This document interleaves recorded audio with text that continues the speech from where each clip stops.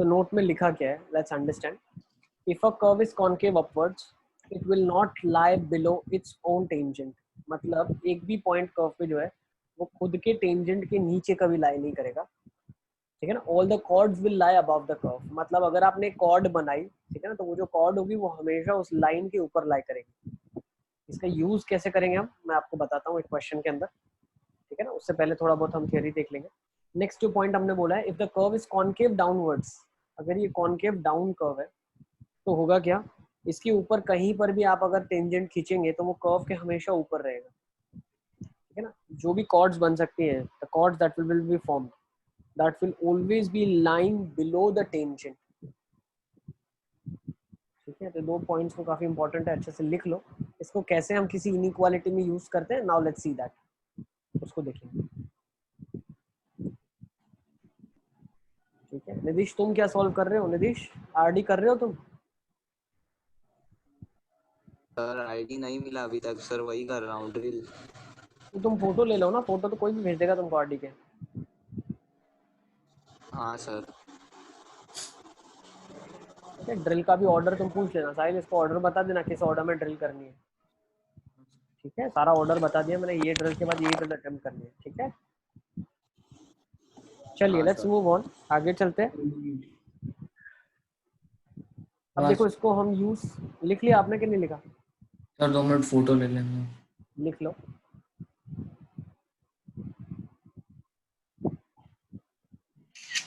हो गया सर. देखो अब इसको यूज कैसे करेंगे हम, लेट्स ट्राई टू अंडरस्टैंड. इसको यूज हम करने वाले, हमने क्या कर दिया, एक कर्व बना लिया, उसके ऊपर एक पॉइंट ले लिया, लेट्स से ए पॉइंट लिया है मैंने, ठीक है ना. उसका कोऑर्डिनेट है alpha comma F of alpha. दूसरा एक पॉइंट बी ले लिया है जिसकी कोऑर्डिनेट्स है b comma F of beta, ठीक है. अब इन दोनों पॉइंट को अगर मैं ज्वाइन करता हूँ एक स्ट्रेट लाइन से, ठीक है ना, और एक पॉइंट ले लेता हूँ सी, ठीक है. ये सी कैसे लिया गया है, एक ऐसा पॉइंट है जो गिवन लाइन को lambda is to mu ratio में डिवाइड कर रहा है. तो सी के कोऑर्डिनेट्स क्या हो जाएंगे आपके पास, एक सेकेंड मैं एक ब्लैंक स्पेस में तुम लोग को बताता हूँ, ज्यादा अच्छे से पता चलेगा. हम लोग क्या कर रहे हैं, what we are doing is, हम लोगों ने एक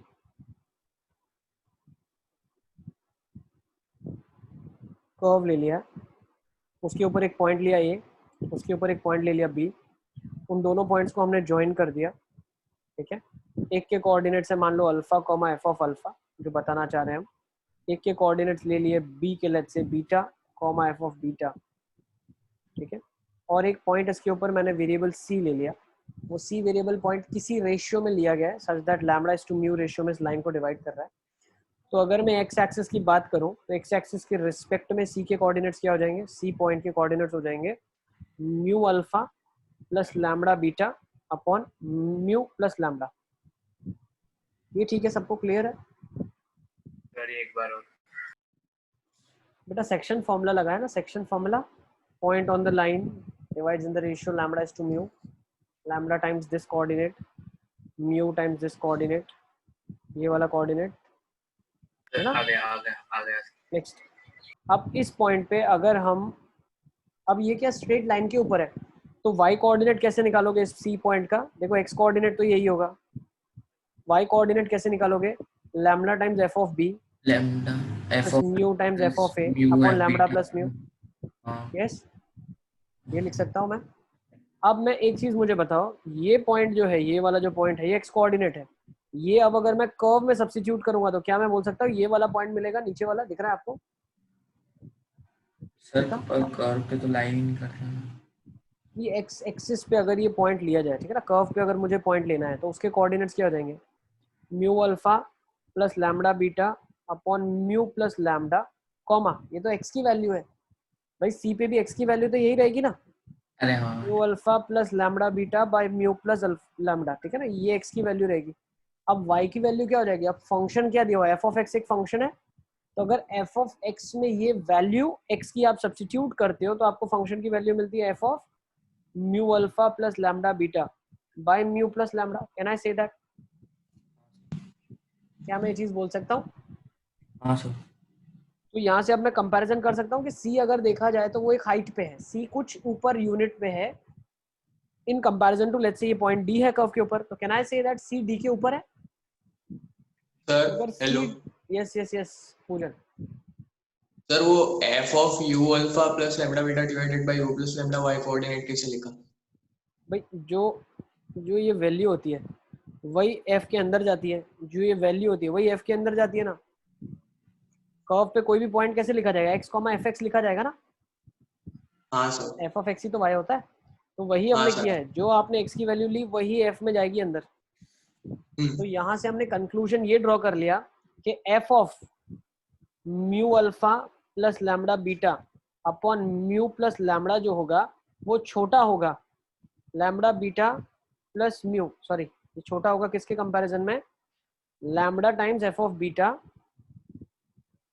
lambda times f of beta plus mu times f of alpha upon lambda plus mu. क्या ये चीज क्लियर है? क्या ये समझ आ रहा है? Is it clear? अभी अगर नटशेल में हम बात करें, in nutshell if I am talking वो तो अबाउट, हमेशा जब अपवर्ड कॉन्केव होगा तभी होगा ना। हाँ तो मैंने अपवर्ड कॉन्केव ही तो बनाया। अपवर्ड कॉन्केव मतलब क्वेश्चन में क्या दिया होगा आपको, F double dash x is positive, okay, और क्या वो दिया होगा, F dash x is positive, ठीक है। तो ये दिख रहा है आपको, स्ट्रिक्टली इंक्रीजिंग ग्राफ मैंने बनाया है, ठीक है। अगर स्ट्रिक्टली इंक्रीजिंग नहीं भी दिया होता, ठीक है, स्ट्रिक्टली इंक्रीजिंग नहीं भी दिया होता तब भी आप बोल पाते ये चीज, ठीक है ना। अपवर्ड कर्व होना चाहिए आपके पास, अपवर्ड कॉन्केव अपवर्ड्स, ठीक है। आई थिंक सो ये चीज क्लियर है। अब इसको अगर हम थोड़ा सा और अच्छे से समझें, तो अगर मान लो म्यू और लैम्डा की वैल्यू 1 है, मतलब इन दोनों के बीच का मिड पॉइंट, तो हम बोल सकते हैं F of alpha plus beta by 2 जो होगा वो हमेशा F of alpha plus f of beta by 2 से छोटा होगा। सही है? Is it clear? Yes sir. Understood? तो हटा देता हूँ मैं इसको, है ना। 1 मिनट लिखना बाकी, 1 मिनट लिख लो। अब ये कर्व खुद में अगर स्ट्रेट लाइन बन जाएगी ना, उस केसेस में यहाँ पे इक्वालिटी होल्ड कर जाएगी, if itself this is a line, ठीक है ना। जब ये खुद में ही अगर लाइन हो जाएगी तो बेटा काम क्या है, अभी तो क्वेश्चन ले लेते हैं पहले। तो यही बेसिक, इसी क्वेश्चन के ऊपर आपका ड्रिल 7 के पहले 2 क्वेश्चन हो जाएंगे, ठीक है ना। ड्रिल 6 है या 7, आई डोंट रिमेम्बर एग्जैक्टली, 6 या 7, ठीक है ना। अली असगर को पता होगा। Ali Asghar yes sir. कौन सी ड्रिल है? सर 1 मिनट देख लो। ड्रिल 6 के पहले क्वेश्चन में दिया क्या था? सर 6 तो आपने 5 के बाद डायरेक्ट करने बोली थी, 7th में शायद था। जो मैंने लास्ट में करने को बोली थी उसमें है। हाँ, 7th 7 में सर। 7 में ना। चलिए अब आगे चलते हैं, लेट्स मूव ऑन नाउ। ये चीज काफी थी ना। अब देखो एक क्वेश्चन दिया, let's go for this question. Alpha plus beta is pi by 3 and alpha beta is lying below between 0 to pi. Prove that sin alpha plus sin beta की वैल्यू 1 से छोटी होगी।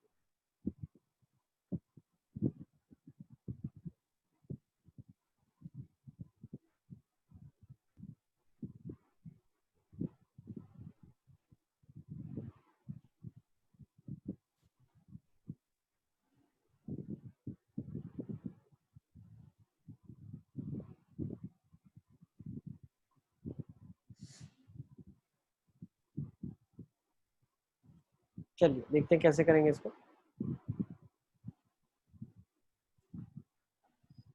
साइन का मैंने ग्राफ बना लिया, 2 point ले लिए, अल्फा बीटा, इन दोनों के मिड पॉइंट क्या हो जाएंगे, अल्फा प्लस बीटा बाई 2। इस पॉइंट के कोऑर्डिनेट्स अगर आप ध्यान से देखो तो ये अल्फा साइन अल्फा होंगे, इसके कोऑर्डिनेट्स बीटा साइन बीटा होंगे, इसके कोऑर्डिनेट्स ये वाला पॉइंट अगर हम ढूंढना चाहते हैं, ये ए हो गया, बी हो गया, ये सी हो गया। सी तो स्ट्रेट लाइन के ऊपर ही है, तो सी के कोऑर्डिनेट्स क्या हो जाएंगे आपके लिए, alpha plus beta by 2 comma sine alpha plus sign beta by 2। अच्छा, इसी तरीके से मुझे बताओ डी के कोऑर्डिनेट्स क्या हो जाएंगे आपके लिए। अब डी तो कर्व पे है तो एक्स की वैल्यू फिक्स है, तो एक्स के रिलेटेड डी पे क्या पॉइंट आ जाएगा, अल्फा प्लस बीटा बाई 2, ये हो जाएगा sine of alpha plus beta by 2। Yes Dhruv. तो जो अल्फा और बीटा वो दोनों मतलब पाई बाय 2 के पहले आ जाएंगे ना, जो कि सम पाई बाय 3 है तो दोनों पाई बाय 2 के तो पहले पहले आ जाने चाहिए। हम ऐसा बोल सकते हैं, ठीक है ना। हमने तो एक रैंडम फिगर बनाया और रैंडमली 2 पॉइंट लिए, ठीक है।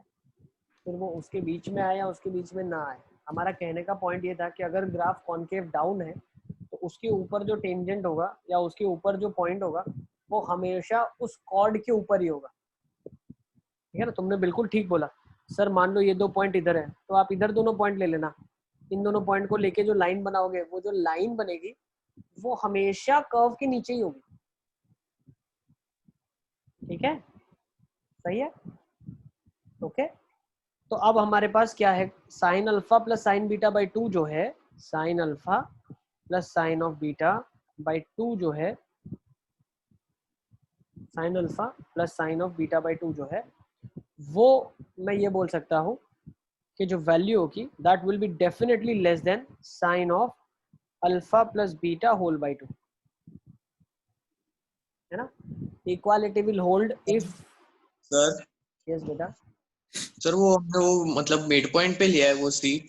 यस, अल्फा और बीटा के बीच में लिया, ठीक है। आप जो प्रूव करना एग्जाम में उस तरीके का रेशियो ले सकते हो आप। अब अगर यहाँ पे मैंने रेशियो 1:2 लिया होता तो मुझे 2 साइन अल्फा प्लस बीटा मिलता, समझ रहे हो, 2 sine alpha plus sign beta मिलता, ओके। और रिलेशन में यहाँ पे कुछ 2 अल्फा प्लस बीटा दिया हुआ होना चाहिए, तो ये हम आइडेंटिफाई करते हैं प्रूफ जिसमें करना है उससे। तो हमने यहाँ पे रेशियो 1:1 लिया। तब उसने बोला क्या, अल्फा प्लस बीटा की वैल्यू आप पाई बाई 3 डाल दो, तो अल्फा प्लस बीटा की वैल्यू पाई बाई 3 आप डाल दोगे तो साइन पाई बाई 6 हो जाएगा, sine of pi by 6 half हो जाएगा, तो ये 2 से मल्टीप्लाई हो जाएगा। तो आप बोल सकते हो sine of alpha plus sine of beta की वैल्यू कितनी हो जाएगी, लेस देन और इक्वल टू 1 हो जाएगी,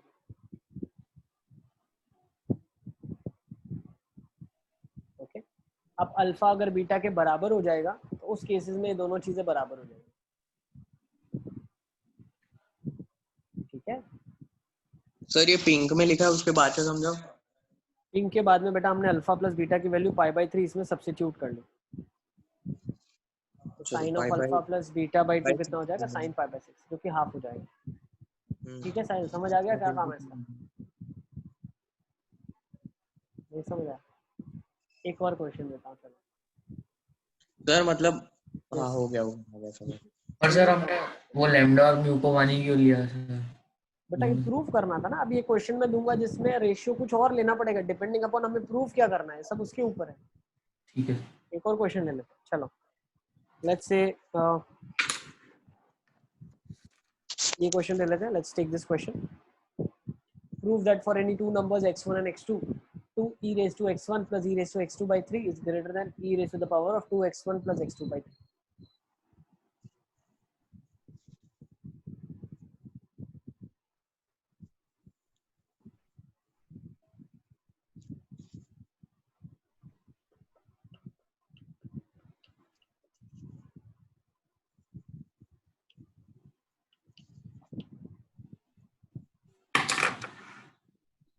हम क्या करते हैं, e raised to x का ग्राफ बना लेते हैं, हाँ सर। एक पॉइंट ले लेते हैं x1, उसके कोऑर्डिनेट क्या हो जाएंगे x1 e raised to x1,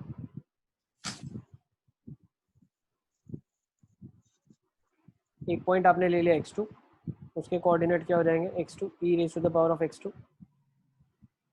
इन दोनों को ज्वाइन करने वाली एक लाइन ले लेते हैं,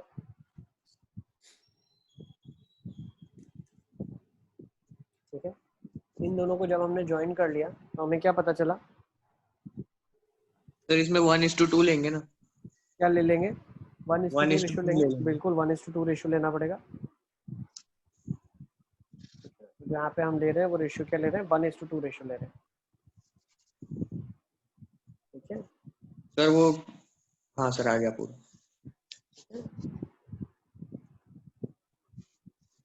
उसको फटाफट फटाफट कर लो।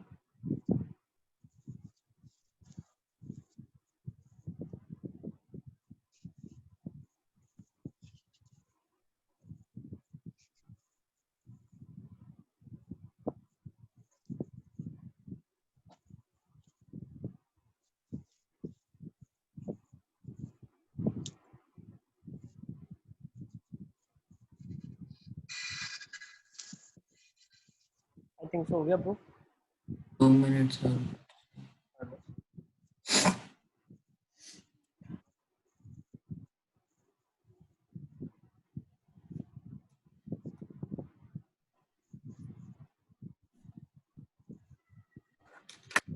हो गया सर। हो गया।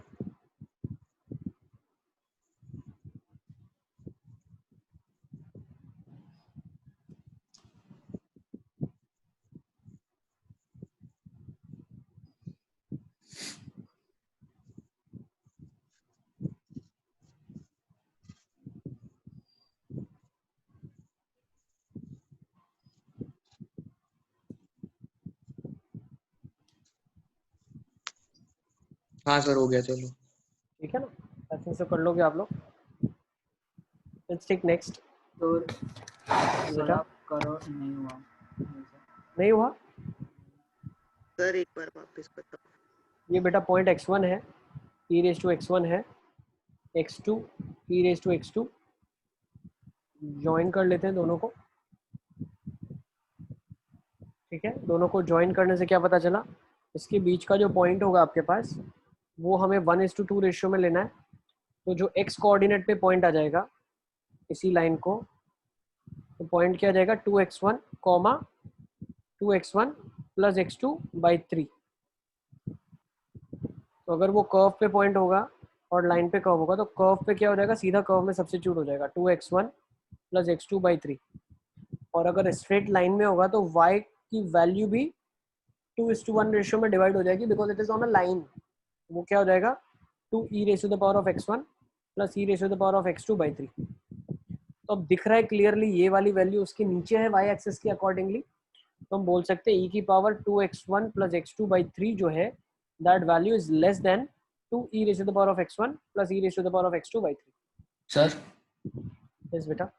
सर ये तो हम कंपेयर इसलिए कर रहे हैं क्योंकि दोनों का एक्स कोऑर्डिनेट सेम है, इसीलिए मतलब नहीं। एक्स कोऑर्डिनेट सेम है मतलब मैं समझा नहीं। मतलब सर सेम एक्स कोऑर्डिनेट पे दो अलग कर्व पे दो अलग वैल्यू, इसलिए हम कंपेयर कर पा रहे हैं ना, अगर दो अलग एक्स वैल्यू के लिए। ये कंपैरिजन करना ही ऐसे है हमको। हमारे पास क्वेश्चन में दिया हुआ है कि जो फंक्शन की वैल्यूज ली जाए अगर किसी प्रोपोर्शनेट रेशियोज में, वो फंक्शन के ऊपर वैल्यू जो होगी उसका रिलेशन एक लाइन के ऊपर के रिस्पेक्ट में लेना है। तो जो कॉन्सेप्ट हमने इन्वॉल्व करा है वो ये करा है कि कोई भी कॉर्ड हो जाएगी, ठीक है ना, तो कॉर्ड पे कोई भी पॉइंट होगा, वही पॉइंट अगर हमने कॉर्ड के रिस्पेक्ट वाला जो वो पॉइंट है वही पॉइंट हमने कर्व पे लिया तो वो कर्व वाला पॉइंट नीचे या ऊपर होगा डिपेंडिंग अपॉन कॉनकेव अप और कॉनकेव डाउन। ठीक है, तो ये स्पेसिफिक टाइप ऑफ क्वेश्चन को सॉल्व करने के लिए स्पेसिफिक टाइप ऑफ थ्योरी तुमको बताई जा रही है। इस तरीके के क्वेश्चन को, इस इनइक्वालिटी को कैसे आप सॉल्व करेंगे। ठीक है, ओके चलिए let's take down one more kind of an inequality.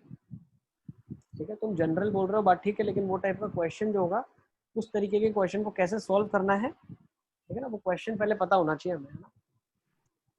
Okay चलिए लेट्स कम टू नेक्स्ट। अब ये क्या बोलना चाह रहा है, 3 पॉइंट हमने कर्व पे लिए हैं, तो इस बार हमने 3 पॉइंट ले लिए। ठीक है, 3 पॉइंट जैसे हमने मार्क कर लिए, एक पॉइंट ले लिया alpha comma F of alpha, एक कर्व पे पॉइंट ले लिया लेट्स से पी पॉइंट है, gamma comma P of gamma, और एक beta comma P of beta. अब इनको ज्वाइन करूंगा तो मैं एक ट्राइंगल बन रहा है। तो हम ये चीज बोलना चाह रहे हैं कि जो सेंट्रोइड होता है वो ट्राइंगल के हमेशा अंदर ही होता है। तो जो सेंट्रोइड के कोऑर्डिनेट्स हो जाएंगे वो हो जाएंगे alpha comma alpha plus beta plus gamma by 3। भाई सेंट्रोइड का एक्स कोऑर्डिनेट क्या हो जाएगा, alpha plus beta plus gamma by 3। अब यही एक्स ऑफ कोऑर्डिनेट के लिए, यही एक्स कोऑर्डिनेट के लिए अगर हम कर्व की बात करें तो कर्व पे जो पॉइंट होगा वो क्या हो जाएगा, f of alpha plus beta plus gamma by 3। और क्या मैं बोल सकता हूँ सेंट्रोइड हमेशा ट्राइंगल के अंदर होता है, ट्राइंगल के अंदर मतलब कर्व के नीचे होगा। तो मैं ऐसा बोल सकता हूँ कि F of alpha F of beta और F of gamma Y coordinate से जो हम सेंट्रोइड के कोऑर्डिनेट्स निकाल रहे हैं, that will always be less than F of alpha plus beta plus gamma by 3। ठीक है ना, इसको नोट कर लो।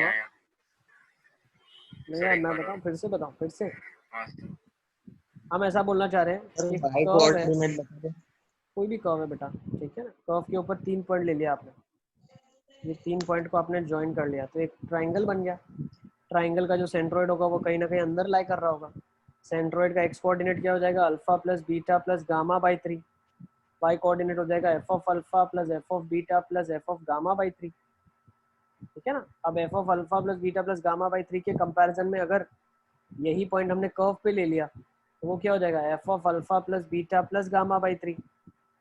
यहाँ से हम कंक्लूजन क्या निकाल सकते हैं, जो कर्व के ऊपर पॉइंट है वो गिवन पॉइंट से ऊपर है, तो ये रिलेशन हो जाएगा f of alpha plus beta plus gamma by 3 is greater than F of alpha plus f of beta plus f of gamma by 3। Equality hold करेगी, अगर ट्राइंगल नहीं बनेगा तीनों पॉइंट्स कोइंसिडेंट हो जाएंगे। ठीक है ना, लिख लो, alpha equal to beta straight line हो जाएगा ना। स्ट्रेट लाइन नहीं बोल सकते, alpha is equal to beta is equal to gamma का मतलब ये है कि तीनों पॉइंट कोइंसिडेंट हो जाए। कोइंसिडेंट मतलब तीनों पॉइंट ओवरलैप कर जाए, ट्राइंगल ना बने। तो कर्व स्ट्रेट लाइन ही हो जाएगा ना, मतलब बेटा कर्व अगर स्ट्रेट लाइन हो जाएगा तो अल्फा बीटा गामा पॉइंट्स अलग अलग हो जाएंगे ना। हम ऐसा नहीं बोल रहे, हम बोलना चाह रहे हैं कि ये वाला पॉइंट भी इधर आ जाए, ये वाला पॉइंट भी इधर आ जाए। ठीक है सर, तो फिर वो कर्व स्ट्रेट लाइन हो जाएगा, तब भी तो मतलब ट्रायंगल नहीं बनेगा ना। अरे तो बिल्कुल ठीक है, लेकिन ये कंडीशन कब दोनों इक्वल होल्ड करेगी, जब तीनों के तीनों पॉइंट सेम हो जाएंगे। ठीक है ना, और उससे बनने वाला जो सेंट्रोइड होगा वो भी वही पॉइंट होगा जो कर्व के ऊपर होगा, तभी तीनों के कोऑर्डिनेट्स बराबर कर्व के पॉइंट के ऊपर के बराबर होगा ना। तो दूसरी वाली स्लाइड करूँगा, क्योंकि तुम सेंट्रोइड की अगर जो बात कर रहे हो, जो इनके बीच का जो पॉइंट होगा कहीं ना कहीं alpha plus beta plus gamma by 3 वाला जो पॉइंट होगा, ठीक है, वो वाला पॉइंट की जो अगर हम बात करेंगे, ठीक है ना, तो कर्व अगर हम देखते हैं, ठीक है, तो आप ऐसा बोल सकते हो उस केसेस में कि अगर अल्फा बीटा और गामा तीनों एक स्ट्रेट लाइन में हो जाए तो आपका कर्व भी एक स्ट्रेट लाइन बन जाए। ठीक है, और कर्व अगर स्ट्रेट लाइन बन जाए तो जो सेंट्रोइड का पॉइंट हो जाए वो भी कर्व पे लाई कर जाए, बात बिल्कुल सेम है। ठीक है ना, ऐसा भी केस हो सकता है, this can also be the case, एक स्ट्रेट लाइन की बात करें या तीनों पॉइंट सेम पॉइंट आ जाए हमारे पास। ठीक है, सर स्ट्रेट लाइन की बात करें तो सेंट्रोइड का पॉइंट लाइन पे कैसे होगा? कोई पॉइंट बेटा वहीं पे होगा ना, alpha plus beta plus gamma by 3 भी पॉइंट तो इस लाइन के ऊपर ही आएगा कहीं ना कहीं, और ये तीनों पॉइंट कर्व के ऊपर भी है। अरे इसमें इतना कुछ है ही नहीं यार, जो काम की चीज़ है वो तो मेन आप समझ नहीं रहे हो। काम की चीज़ ये है मेरे बेटे कि जो पॉइंट होगा वो नीचे होगा कर्व के। ठीक है, वो इनइक्वालिटी को यूज करना है अपने को, उसको समझो कैसे यूज करना है। बट वो कोइंसाइड करेंगे पॉइंट, तो वो नहीं समझ आया। अरे कोइंसाइड क्यों नहीं कर सकते, अल्फा बीटा गामा तीनों बराबर हो जाएंगे तो तीनों कोइंसाइड कर जाएंगे ना उस केसेस में।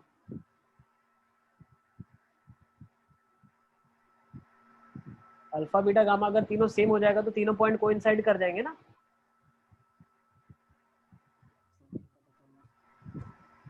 ठीक है, सर नहीं पता चला। अबे क्या नहीं पता चल रहा है मेरे बेटे, अल्फा बीटा गामा में तुम अल्फा अल्फा अल्फा डाल दो ना यार, तो F of alpha is equal to F of alpha आ जाएगा ना, इसमें इतना क्या सोच रहे हो तुम? हाँ हाँ सर, इसमें इतना सोचने जैसा क्या है? चलिए फटाफट फटाफट लिखेंगे, सर, ये रिजल्ट आपको लिखना है, अच्छी वाली स्लाइड करो। जल्दी जल्दी लिखो इस पे अभी अभी। ठीक है, conclusion, centroid always lies inside the triangle. तो ट्राइंगल तो कर्व के नीचे है तो सेंट्रोइड भी कर्व के नीचे ही आएगा। ठीक है ना, तो एक रिलेशन हम यहाँ से भी डेवलप कर सकते हैं। ठीक है, अब ऐसे रिलेशन कितने अलग अलग बन सकते हैं, सारे अपने को एग्जामिनेशन के हिसाब से एनालाइज करना है। हाँ ये एक रिलेशन भी होता है, इस ऐसा भी होगा ही। ठीक है, 1:2 रेशियो लिया, कभी 2:1 लिया, कभी alpha plus beta plus gamma तीनों ट्राइंगल के क्या है साइड्स लेके हमने फिर सॉल्व कर लिया, वर्टाइसेस लेके, तो एक रिलेशन ही हमने बनाया है। ठीक है ना, तो ये सारा रिलेशन बनाया गया है बेस्ड ऑन कभी ना कभी प्रीवियस ईयर जेईई में कुछ ना कुछ इसके रिलेटेड क्वेश्चन आया हुआ है। अब आपके एग्जामिनेशन में भी जब क्वेश्चन आएगा तो आपको लॉजिक अब ये लगाना है कि पॉइंट जो होता है वो कर्व के नीचे होता है, तो कौन सा रिलेशन में पॉइंट ले सकता हूँ मैं। सर उसका पहले कर्व बना के चेक करना पड़ेगा और फिर वो और पॉइंट। आपको दिया होगा कि भाई डबल डिफरेंशियल पॉजिटिव है या नेगेटिव है डिपेंडिंग अपॉन कॉन्केव अप या डाउन, तो तुमको बताया हुआ होगा क्वेश्चन में, ठीक है। चलिए अब इसको प्रूव करेंगे, फटाफट आ जाओ। 0 से x1, x1 से x2, x2 से x3 तीनों पाई के बीच में है, तो आपको बताना है कि sine of x1 plus x2 plus x3 by 3 जो है वो sine x1 plus sine x2 plus sine x3 by 3 से बड़ा है। चलो फटाफट बता दो इसको तो।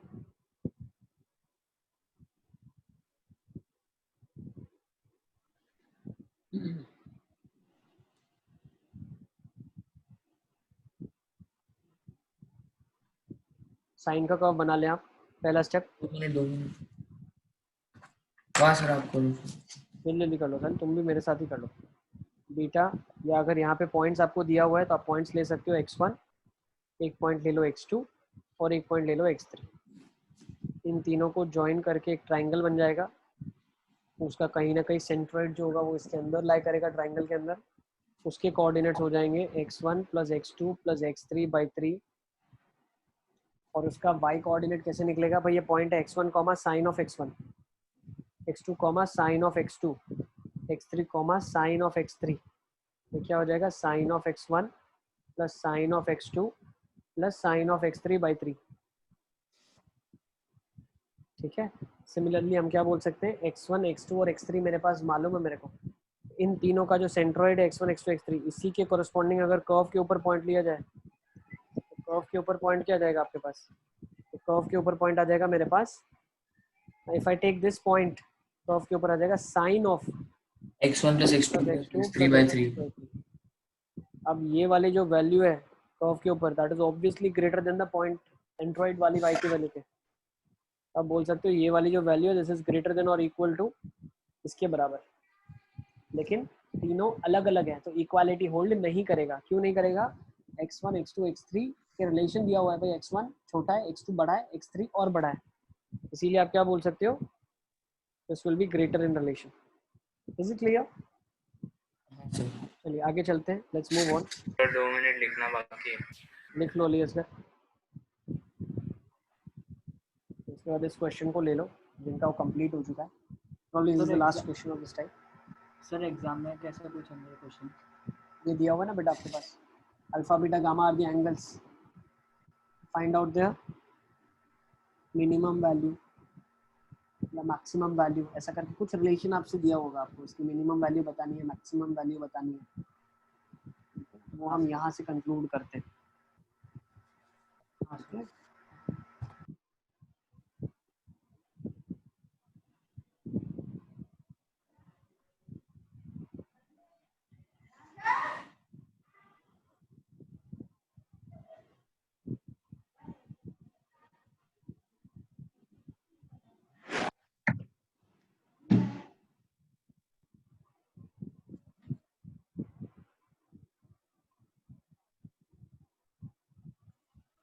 सर ये तो हर चीज वेरिएबल में, फिर वो कांस्टेंट कहाँ से आ गया?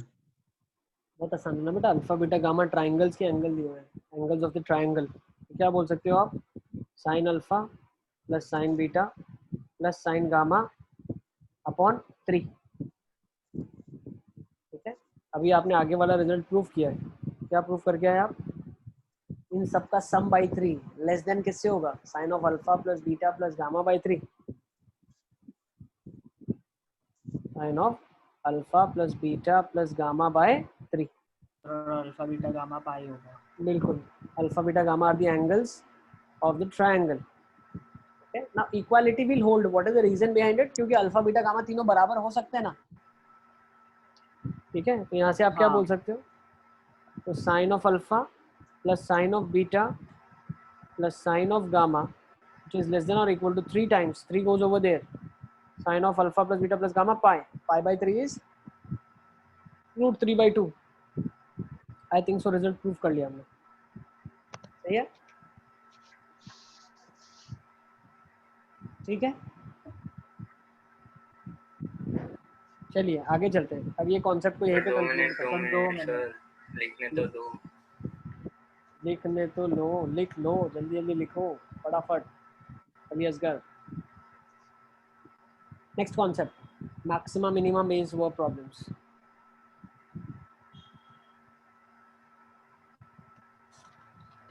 सही है, इंशिया सब समझ आ रहा है? इंशिया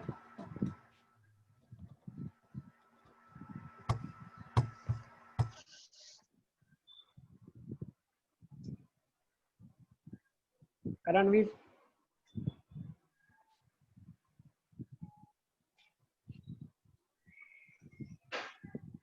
चलिए अब आगे चलते हैं जल्दी जल्दी। Let's move to next, maxima minima based word problems. अब हम क्या करने वाले हैं, मैक्सिमा मिनिमा का यूजेज करने वाले हैं वर्ड प्रॉब्लम्स के अंदर। तो लेट्स अंडरस्टैंड कैसे हो सकता है। तो इसमें कुछ इंपॉर्टेंट गाइडलाइंस है जिसको हम फॉलो करने वाले हैं। हम हर फिगर के अंदर एटलीस्ट डायग्राम बनाएंगे, और वो डायग्राम हम कोशिश करेंगे जितना हो सकेगा एसिमेट्रिक डायग्राम बनाएंगे। एसिमेट्रिक का मतलब चीजें हम अपने हिसाब से सेम एज्यूम नहीं करेंगे, चीजें हम अपने हिसाब से इक्वल एज्यूम नहीं करेंगे। ठीक है, जितना हो सकेगा असिमेट्रिक फिगर हम बनाने की कोशिश करेंगे। अगर बोला गया कि एक रॉड है जो कि इंक्लाइंड है वॉल के, तो ऐसा हम नहीं मान के चलेंगे कि रॉड 45 एंगल बना रही है। ठीक है, ऐसा जरूरी नहीं है। तो हम जो भी चीज अजम्पशन करेंगे वो जितना हो सकेगा असिमेट्रिक रखने की कोशिश करेंगे, जिससे हमें हेल्प हो ऐसा नहीं लेंगे। ठीक है, नेक्स्ट दूसरी चीज हम कोशिश करेंगे कम से कम वेरिएबल्स का इस्तेमाल किया जाए। The number of variables that we will be introducing will be less, जितना हो सके कम से कम। ठीक है, जब लोकस हम करते थे याद है, तब भी हम ये कोशिश करते थे कि कम से कम वेरिएबल्स को रखा जाए अंदर, ताकि उन्हें हम फिर जब एलिमिनेट करना चाहते हैं तो उतनी कम इक्वेशन यूज होंगी। ओके, थर्ड स्टेप ये है कि हम सॉल्व करते हैं मैथमेटिकली, कुछ आंसर आता है। जैसे आपने बोल दिया कि एरिया कम से कम होने के लिए x की वैल्यू 5 होनी चाहिए। अब वो 5 वैल्यू क्या एक्चुअली परमिसिबल है? ठीक है, जैसे आपने एक इक्वेशन बना लिया और इक्वेशन का रूट 5 आ गया, लेकिन आपकी जो लेंथ है वो है ही मैक्सिमम 4, तो 5 एक वैलिड सोल्यूशन नहीं होगा। तो इसका मतलब हम ये बोलना चाह रहे हैं कि हम जब सॉल्विंग करते हैं उसके बाद जो आंसर आता है वो वैलिड आंसर है या नहीं, हमें उसे चेक करना पड़ेगा गिवन कंस्ट्रेंट्स के अंदर, गिवन क्वेश्चन के अंदर। ठीक है, क्योंकि मैथमेटिकली हम बहुत सारी चीज सॉल्व करते हैं तो मैथमेटिक्स को पता नहीं होता कि आप किस चीज के लिए सॉल्व कर रहे हैं, क्या ये कंस्ट्रेंट वैलिड है। जैसे x की वैल्यू नेगेटिव आ गई तो नेगेटिव लेंथ तो कभी हो ही नहीं सकती, है ना। तो इस तरीके से आप उन चीजों को डिस्कार्ड करते हुए चलेंगे। तो गाइडलाइंस को लिख लो आप। कर लिख लें। ओके, नेक्स्ट सम इम्पोर्टेंट फॉर्मूले। कुछ इम्पोर्टेंट फॉर्मूले के बारे में हम बात करते हैं। लिख लो बेटा, जल्दी जल्दी लिखो साहिल।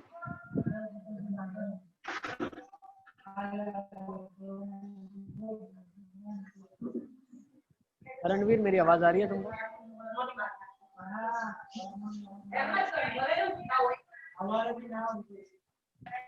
रणवीर,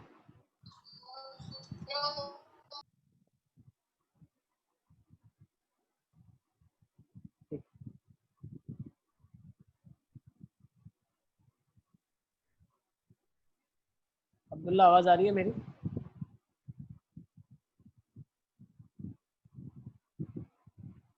सर यस यस बेटा। सर खाली थर्ड वाला बता दो ना प्लीज। जो बेटा आंसर आता है उसको आपको चेक करना है। मान लो कभी x की वैल्यू -2 आ गई, तो अगर लेंथ के बारे में बात किया, कार्डबोर्ड की लेंथ क्या होनी चाहिए कम से कम, तो -2 तो हो ही नहीं सकती ना लेंथ। ऐसी वैल्यूज को हमें चेक करना है। ठीक है, चलो अब इम्पोर्टेंट कुछ एरियाज के बारे में हम अंडरस्टैंड करते हैं, वॉल्यूम्स के बारे में अंडरस्टैंड करते हैं। तो अगर एक प्रिज्म दिया हुआ है तो प्रिज्म यूजुअली कंपेयर किया जा सकता है सिलेंडर के साथ। उसके सारे के सारे फॉर्मूला सिलेंडर से कंपेयर किए जा सकते हैं। तो वॉल्यूम ऑफ प्रिज्म क्या होता है? Area of base into height, depending upon किस टाइप का प्रिज्म है। अगर ट्रायंगुलर प्रिज्म है, ठीक है, दूसरा नीचे अगर स्क्वायर है तो क्यूब फिगर बन गया आपके लिए। ठीक है, तो इस तरीके से इसका वॉल्यूम निकाला जा सकता है, दैट इज बेस का एरिया इनटू हाइट। ठीक है, नेक्स्ट एलएसए ऑफ प्रिज्म क्या होगा? LSA of prism lateral surface area, मतलब जितनी उसकी सरफेसेस है उन सबका एरिया निकालना है। तो ये भी किस तरीके से कंपेयर हो सकता है? You can compare it with a cylinder. Cylinder का सरफेस एरिया होता है 2πRh, which is nothing but area of base into height. उसी तरीके से एलएसए ऑफ प्रिज्म क्या हो जाएगा? पेरीमीटर ऑफ द बेस, जो उसका बेस है उसका पेरीमीटर इनटू हाइट।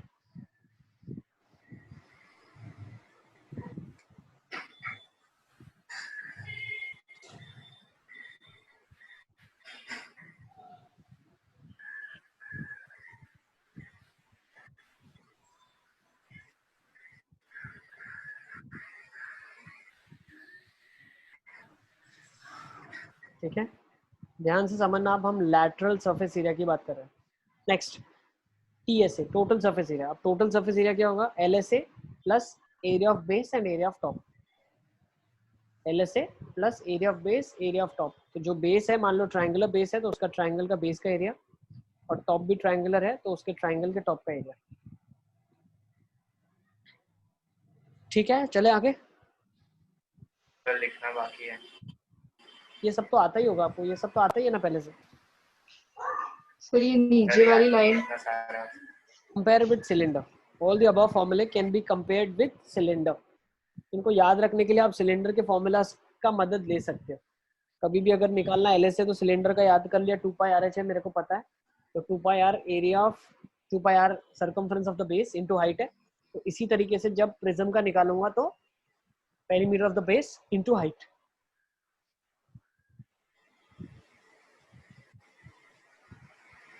ठीक है, चलिए ध्रुव सब समझ आ रहा है तुमको? Dhruv yes sir. Okay, let's move on next. चलें, नेक्स्ट ले लो। Yes sir. पिरामिड में आ जाते हैं, ठीक है ना। प्रिज्म हो चुका pyramid. Pyramid is to be compared with cone. Pyramid को आप कंपेयर करते हो किससे? कोन से। तो अब देख लेते हैं कैसे निकालते हैं। वॉल्यूम ऑफ पिरामिड क्या होता है? 1/3 area of base into height. 1/3 area of base into height. LSA of pyramid क्या होता है? जैसे πRL होता है कोन का, वैसे ही आप क्या बोल सकते हैं? What is L? L is nothing but the slant height. L is nothing but the slant height. तो इनमें स्लांट हाइट कौन सी होती है? ये स्लांट हाइट होती है। This is slant height, this is the height, ये स्लांट हाइट है, दिस इज द हाइट। ठीक है, ये इनकी स्लांट हाइट है। तो आप बोल सकते हो इसके केसेस में क्या हो जाएगा? Half perimeter of the base into slant height. Yes बेटा। सर सर वो फर्स्ट वाली फिगर में दूसरी दो भी तो हो सकती थी ना। दूसरी दो भी होगी ना, सब सिमेट्रिक फिगर्स होंगे। पिरामिड की जो हम बात कर रहे हैं, इसकी सारी जो स्लांट हाइट्स होंगी बिल्कुल बराबर होंगी सारी की सारी। ठीक है, ओके। जो भी हम 11th-12th में स्टडी करने वाले हैं वो सारी की सारी जो एक्सिस होती है फिगर्स की, वो सब परपेंडिकुलर टू बेस होती है। ठीक है, यस सर। चलते हैं आगे। Let's move on. Sir 1 minute लिखना बाकी है। लिख लो, इसको जल्दी जल्दी लिखो।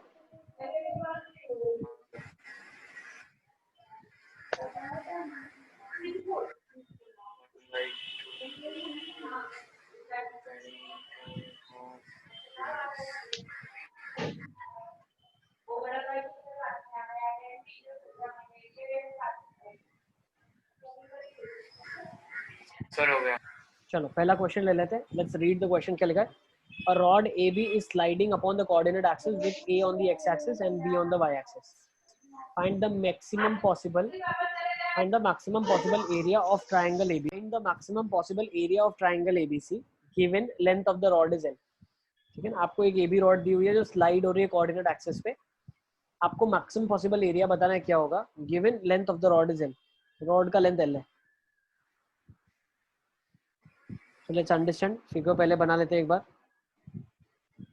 एक रॉड दिया हुआ है मेरे पास। सर सी कहाँ पे? यहाँ पे सी कहाँ दिया है क्वेश्चन में? अरे सर मतलब वही पूछ रहा हूँ, सी कहाँ पे? सर ओरिजिन पे होगा ना। एक सेकेंड, क्या लिखा है? A b is sliding upon the coordinate axis with a on the x axis. A x axis पे बोल रहा है लेने के लिए, तो हम ए को एक्स एक्सिस पे ले लेते हैं, b on the y axis. Find the maximum possible area of triangle ABC. ये वाला ट्रायंगल बन सकता है, और तो पॉसिबल ही नहीं है। ठीक है ना। मतलब given length of the rod is L। अब आपको गिवन क्या है? रॉड स्लाइड कितनी भी तरीके से अलग अलग करे, लेकिन जो लेंथ है रॉड का वो बदल नहीं सकता, वो फिक्स रहेगा। ठीक है ना। तो आपको बताना है कि मैक्सिमम एरिया किस केस में होगा। कभी रॉड ऐसे भी हो सकती है, कभी रॉड की पोजीशन ये भी हो सकती है। तो इस क्वेश्चन को कैसे करेंगे? We take a angle. Yes बेटा। सर मतलब जब ये L/2 लेंथ होगी उसकी, L/2 लेंथ होगी, ऐसा बोल सकते हैं, सिमेट्री से आप बोल सकते हो। लेकिन हम क्या कर रहे हैं? मैथमेटिकली चीजें निकालने वाले हैं। अगर ये लेंथ है रॉड L का, ठीक है ना। तो हम बोलते हैं मान लीजिए एंगल थीटा बना रही है विद द एक्स एक्सिस, तो ये वाली लेंथ कितनी हो जाएगी, एल कॉस थीटा हो जाएगी, ये वाली एल साइन थीटा हो जाएगी। तो उस हिसाब से एरिया कितना हो जाएगा ट्राइंगल का, half l cos theta l sine theta, तो बोल सकते हैं half l square sine theta cos theta. तो क्या बोल सकता हूँ, l square by 4 sine 2 theta हो जाएगा। सही है, इज इट क्लियर। अब ये मैक्सिमाइज करना है मैक्सिमम, तो मैक्सिमम कब होगा, जब साइन 2 थीटा की मैक्सिमम वैल्यू तो 1 हो सकती है ना, थीटा पाई बाई 4 के लिए। सही है ना, डिफरेंशिएट कर लो तो भी आपका आंसर आ जाएगा। डायरेक्टली बता सकते हो, साइन तो ट्रिग्नोमेट्रिक फंक्शन आपको मालूम है, तो डेल्टा मैक्सिमम कितना आ जाएगा, एल स्क्वायर बाई 4। कर लोगे ना। चलिए let's go to next question. Sir एक बार वापस बेटा हमने क्या बोला, हमने बोला एंगल थीटा है, तो एक्स एक्सिस पे जो वो इंटरसेप्ट बना रहा है वो एल कॉस थीटा हो जाएगा, वाई एक्सिस पे एल साइन थीटा, एरिया जो बन जाएगा हाफ बेस इंटू हाइट हो जाएगा, half l square sine theta cos theta. तो उसे मल्टीप्लाई डिवाइड कर दिया, l square by 4 sine 2 theta बन गया। साइन 2 थीटा की ज़्यादा से ज़्यादा वैल्यू 1 होगी, क्या वो फिजिबल है, हाँ बिल्कुल, थीटा पाई बाई 4 पे फिजिबल है ना, तो पाई बाई 4 हो जाएगी। Yes sir. अली असगर क्या बोलना चाह रहे हो बताओ। सर पर इतना सब क्लिक कैसे करेगा? क्लिक कैसे करेगा, अब ये सब तो चीज़ें सीखनी है ना, पहली बार अभी तुम देख रहे हो इसके लिए तुमको डाउट हो रहा है, बहुत सारे क्वेश्चन करवाऊंगा तो तुमको भी समझ आ जाएगा क्या क्या करना है, ठीक है ना। ओके ठीक है। हाँ सर। अरे ऐसे ही तो निकाल देते mid point of the locus. Sir ऐसा क्वेश्चन तो कॉम्प्लेक्स में किया था शायद। चलो आगे चलते हैं, फटाफट आ जाओ, नेक्स्ट क्वेश्चन ले लेते हैं। Maximum area of isosceles triangle inscribed in a circle of radius are.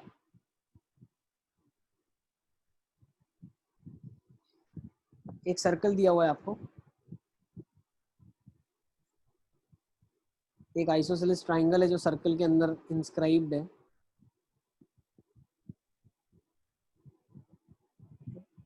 उसका एरिया मैक्सिमम बताना है क्या होगा।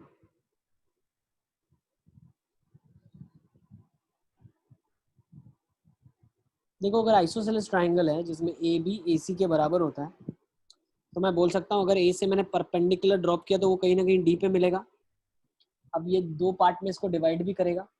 अच्छा मेरे को एक चीज और भी मालूम है, ये जो सेंटर होगा वो इसके ऊपर ही लाई करेगा, पता है क्यों, क्योंकि line from the centre on to the chord perpendicular bisecting होता है, तो ऑब्वियसली सेंटर भी इस लाइन के ऊपर ही लाई करेगा। नेक्स्ट, अब मुझे क्या दिया हुआ है, सर्कल दिया हुआ है जिसका रेडियस आर मुझे मालूम है, मुझे मालूम है ये आर के बराबर है, मुझे मालूम है ये आर के बराबर है। सर वो बीडी और बीसी इसलिए बराबर होगा ना, मतलब कॉन्ग्रुएंसी। बीडी और बीसी आप बोल सकते हो, बीडी और सी, बीडी और डीसी इसलिए बराबर होगा क्योंकि आइसोसेलेस ट्रायंगल में जो मीडियन होता है वही परपेंडिकुलर बाइसेक्टर होता है, वही एंगल बाइसेक्टर होता है। ये सारे रिजल्ट्स कॉन्ग्रुएंसी से आप बोलते हैं। यस ध्रुव, यस ध्रुव। सर एंगल ओएसी और ओसी ऐसे बराबर करके निकाल सकते हैं, मतलब आइसो ये भी आर की इक्वल टू आइसोसेलेस बन जाएगा, तो अल्फा अल्फा एक करके निकाल सकते हैं। निकाल लो, बिल्कुल निकाल लो, ठीक है ना। और मुझे मालूम है ये भी रेडियस के बराबर है। और मुझे क्या क्या मालूम है, जो चीज इसमें वेरिएबल है वो वेरिएबल चीज क्या है आपके पास। देखो आइसोसेलेस ट्रायंगल कौन से होते हैं अलग अलग, एक आइसोसेलेस ट्रायंगल ऐसा होता, ठीक है ना, ध्यान से समझना, सर्कल का सेंटर तो नहीं बदलता, ये भी रेडियस हो जाता, ये भी रेडियस हो जाता, ये भी रेडियस होता। तो एक्चुअली चेंज हुआ तो हुआ क्या, जो ये डी पॉइंट है ये बदला, जो ये डी पॉइंट है ना ये बदल रहा है। तो ओडी जो डिस्टेंस है वो वेरिएबल डिस्टेंस है, वो ओडी जो डिस्टेंस है वो चेंज हो रहा है। तो क्या मैं बोल सकता हूँ, मैं एक फिगर वापस से बना लेता हूँ, आई थिंक मैंने अंडरस्टैंड करवा लिया आपको क्या वेरिएबल है। यस बेटा सर कोई एंगल लेके वो वेरिएबल करवा दे। कर सकते हो, एंगल लेके भी कर सकते हो, लेकिन एंगल के बिना अगर हम करने की कोशिश करें तो एंगल के बिना भी हो जाएगा। ये रेडियस है सर ओडी, अगर ओडी मैक्सिमम करना हो तो मतलब आर ही होगा ना। देखो क्या बोल सकते हैं, मान लो एबीसी है, परपेंडिकुलर ड्रॉप किया, ये मैं एक्स मान लेता हूँ, अब पूरा एरिया अगर मैं x के टर्म्स में निकाल लूँ जिसमें r फिक्स हो, तो क्या मैं ऐसा बोल सकता हूँ in that case area would be maximised if variable dA by dx हम करें, डिफरेंशिएट करने की कोशिश करें, तो एरिया लिख लेते हैं। एरिया क्या होता है? Half base into height. Base sir वो x के रिस्पेक्ट में निकालेंगे शायद। तो बेस कैसे निकालोगे? ये r मालूम है, x मालूम है, तो ये कितना हो जाएगा? Under root of r square minus x square. हाँ और हाइट बोल सकते हैं r प्लस एक्स के बराबर है। हाँ सही है, ये एरिया हो जाएगा। तो sir dA by dx equal to 0 कर दो क्या? हेलो यस बेटा, हेलो सर यस 2 आएगा ना उधर? 2 आएगा, बिल्कुल एक 2 भी आएगा, बिल्कुल सही बताया आपने, ये 2 भी आएगा फॉर श्योर। तो under root r square minus x square आएगा, फिर तो 2 तो कट गया। अब इसको डिफरेंशिएट करना है आपको, कर लोगे ना डिफरेंशिएट? कर लो, कितना आ रहा है बताओ। यस अलियस का सर ये एक बार और बताओ, सुना ही नहीं दे रहा था कुछ, नेट खराब है यहाँ। हमने क्या किया अलियसगर, इसको जो पॉइंट O है और ये पॉइंट D है, इसको x मान लिया और इस x के टर्म्स में हमने सारा का सारा एरिया निकाल लिया। ठीक है, इजी किया। Yes sir.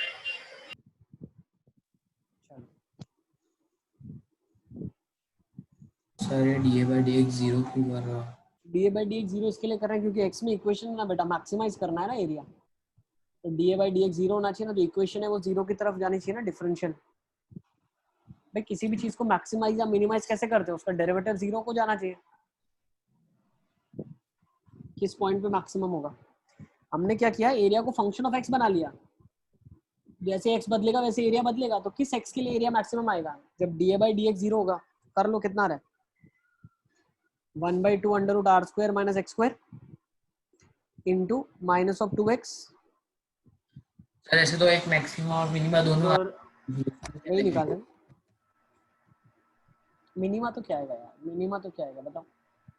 सर मैं बोल सर मिनिमा जब तो क्या क्या है? दो चीजों के लिए कर सकते हैं तो सर दूसरी आ गई तो फिर क्या करेंगे? तो इस केसेस में हम क्या बोल सकते हैं, मिनिमम एरिया कब होगा? जब तीनों पॉइंट एक जगह आ जाए। मिनिमम एरिया तो 0 ही हो जाएगा, है ना? ज्यादा से ज्यादा निकालना है। अब देखो ज्यादा से ज्यादा कैसे निकाल सकते हो? 1/2 under root r square minus x square into minus 2x, और एक चीज आपके पास ऑलरेडी अवेलेबल है r प्लस एक्स। ओके, फिर क्या करोगे? Plus under root of r square minus x square into r plus x का डिफरेंशियल 1 इज इक्वल टू 0 हो गया। तो पता क्या चला? 2x इंटू, अच्छा 2 से 2 कट गया, ऐसा कर लो आप, ठीक है ना? 2 से 2 आपने कट कर दिया, तो यहाँ पे आपके पास क्या बच गया? x into are plus x is equal to, यहाँ पे क्या बन गया आपके पास? ये वाली चीज वहां चली गई, ये बन गया R square minus x square. तो X R plus X square is R square minus x square, ठीक है ना? तो यहाँ से मैं बता सकता हूँ x की वैल्यू क्या आ जाएगी मेरे पास? सर लेकिन वो r minus X r plus X ही लिख दो ना direct. r minus X R plus X लिख दूँ? हाँ तो ये भी कर सकते हैं, बहुत आसान हो जाएगा ना काम। हाँ सर। तो लिख देते हैं r माइनस एक्स और r प्लस एक्स में फैक्टराइज ही कर देते हैं। तो एक r plus x factor cut जाएगा क्योंकि r कभी माइनस एक्स के बराबर नहीं हो सकता, ठीक है ना? तो x की वैल्यू किसके बराबर हो सकती है? r माइनस एक्स के। तो 2x आपका r आ जाएगा, x आपका r/2 आ जाएगा। x is equal to r/2 मिल गया आपको। ओके सर यस बेटा। सर वो x into are plus x से उधर से r प्लस एक्स कट हुआ, फिर क्या करा आपने? सर वो r प्लस एक्स का होल स्क्वायर आएगा ना उधर, x square r plus x whole square. नहीं, अंडर रूट का स्क्वायर होगा तो स्क्वायर रूट हट जाएगा ना। अरे सर सर वो आपने स्क्वायर करा ना, स्क्वायरिंग नहीं किया हमने, तो क्या करा? R square minus x square ही था। अरे सर रूट था ना, वो तो कहाँ से हो गया, मतलब वो समझ ही नहीं आ रहा। अरे ये एक रूट था, एक ये रूट था, तो रूट का स्क्वायर हो जाएगा ना सीधा। अच्छा सर एलसीएम हाँ सर एलसीएम मैंने देखा नहीं। साहिल क्या नहीं समझ आ रहा है तुमको? आज कुछ तूफानी करते हैं। x को r/2 बहुत आसानी से आ गया यार। x को अगर r/2 लिख लिया तो r/2 हो गया, तो हाइट कितनी हो गई? 3r/2 हो गई, और बेस कितना हो गया? बेस कितना हो जाएगा बताओ? Root of 3 r/2 √3 r/2 sir multiply by 2 into 2 कर देंगे तो बेस कितना हो जाएगा, √3r हो गया, ये भी √3r हो गया। एरिया कितना आ गया, एरिया ही निकालना था आपको, बाकी ये सब तो ठीक है चीजें। x की जगह r/2 डाल दिया तो एरिया क्या हो गया, √3r/2 इंटू 3r/2 और 3√3r²/4 4, सही है ना, लिख लो 3√3r²/4, सही है ना। सर एक हाफ भी मल्टीप्लाई आ गया। करो ना। तो हाफ और वो 2 तो बेटा कट गया आपस में, पहले ही काट दिया ना हमने ये वाला, हाँ ठीक है। चलिए आगे चलते हैं, let's take one more question. सबको समझ आ रहा है हम लोग क्या करना चाह रहे हैं, हाँ सर।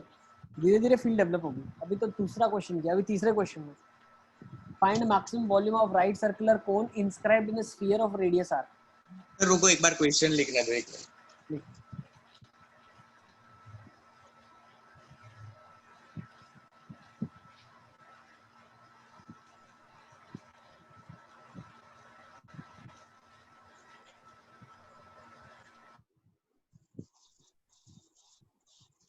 अब हमारे पास 3D फिगर है कि स्फीयर है।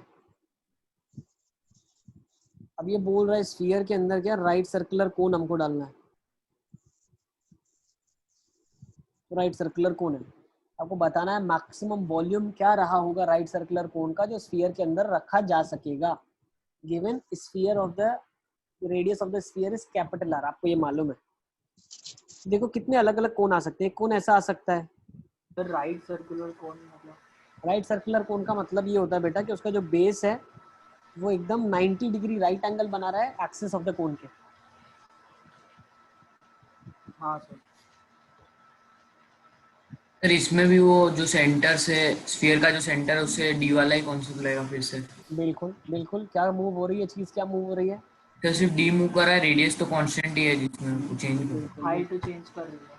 हाइट चेंज कर रही है। तो हम एक वेरिएबल डायग्राम ले लेते हैं, let's make a variable diagram.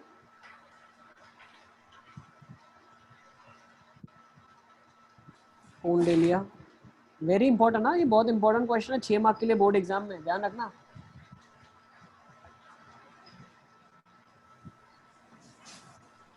ठीक है, ये स्फीयर है आपके पास, इसका स्फीयर का सेंटर है, ये बोल सकते हैं r डिस्टेंस की दूरी पे है। नेक्स्ट ये भी r पे होगा, ये भी r, ये तीनों स्फीयर के ऊपर है ना पॉइंट्स। नेक्स्ट क्या बोल सकते हैं, जो ये हाइट है ये बोल सकते हैं x इसका हाइट है।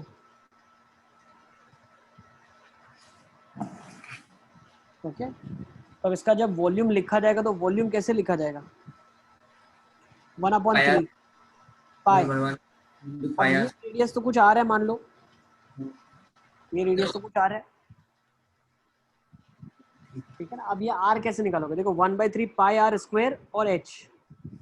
अब 1/3 पाई r कैसे लिख सकते हो आप, √r² - x² लिख सकते हैं भाई। r स्क्वायर को तो लिख सकते हो ना, कैपिटल R² - x²।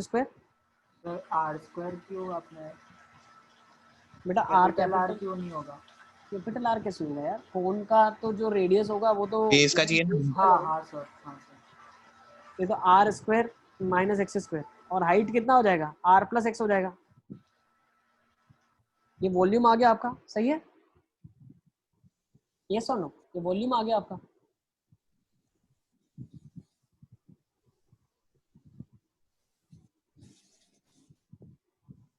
ठीक है,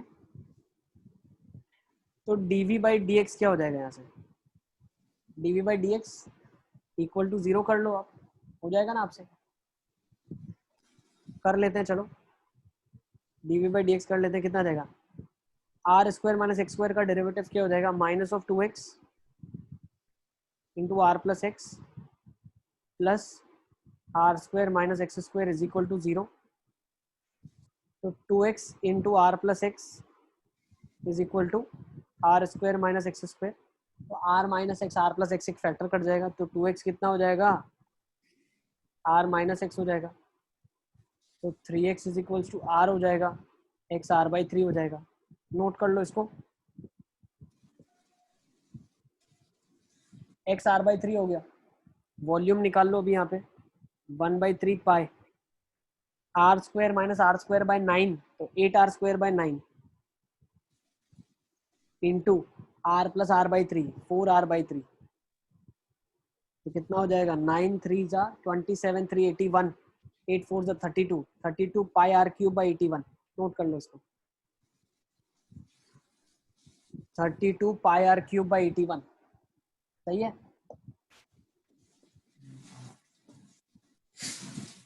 यस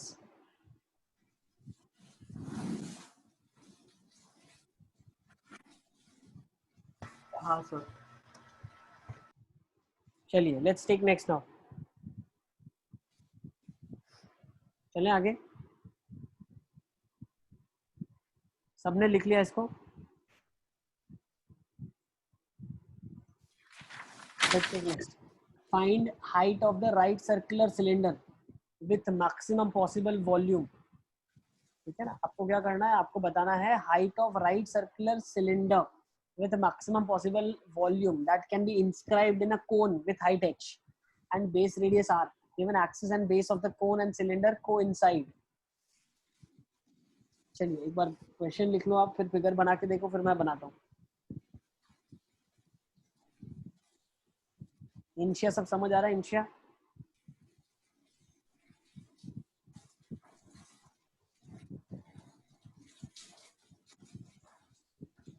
इंशिया लास्ट क्वेश्चन हमने क्या लिखा था?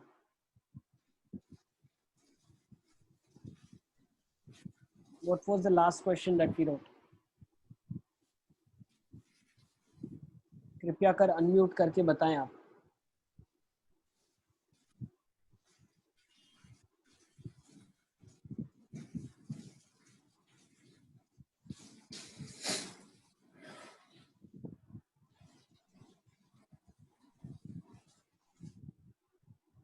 जय, मेरी आवाज आ रही है?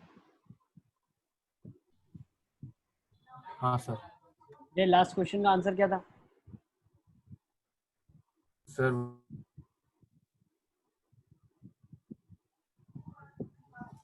जय, लास्ट क्वेश्चन में आंसर क्या था?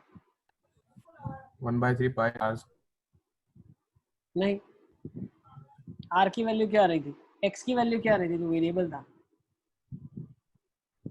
आर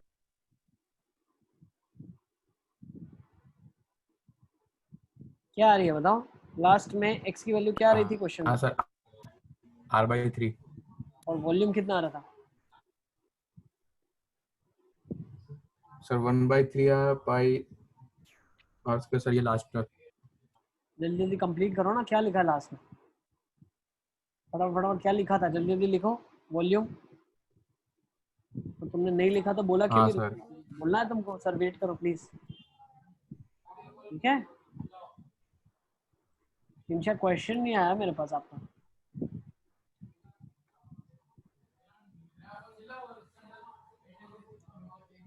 चलो नेक्स्ट हटाओ। Sir yes yes yes Sahib. Height H और रेडियस वॉल्यूम कौन का दिया हुआ है, उसका दिया हुआ है सिलेंडर का?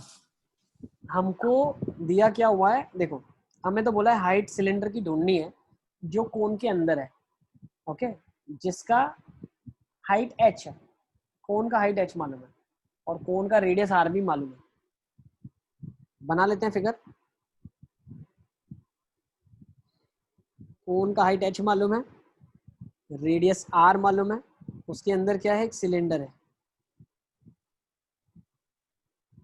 चलिए तो एक सिलेंडर बना लेते हैं।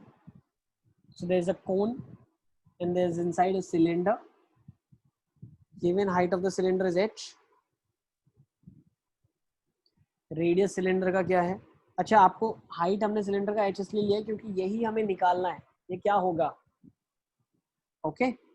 आपको क्वेश्चन में क्या क्या दिया हुआ है?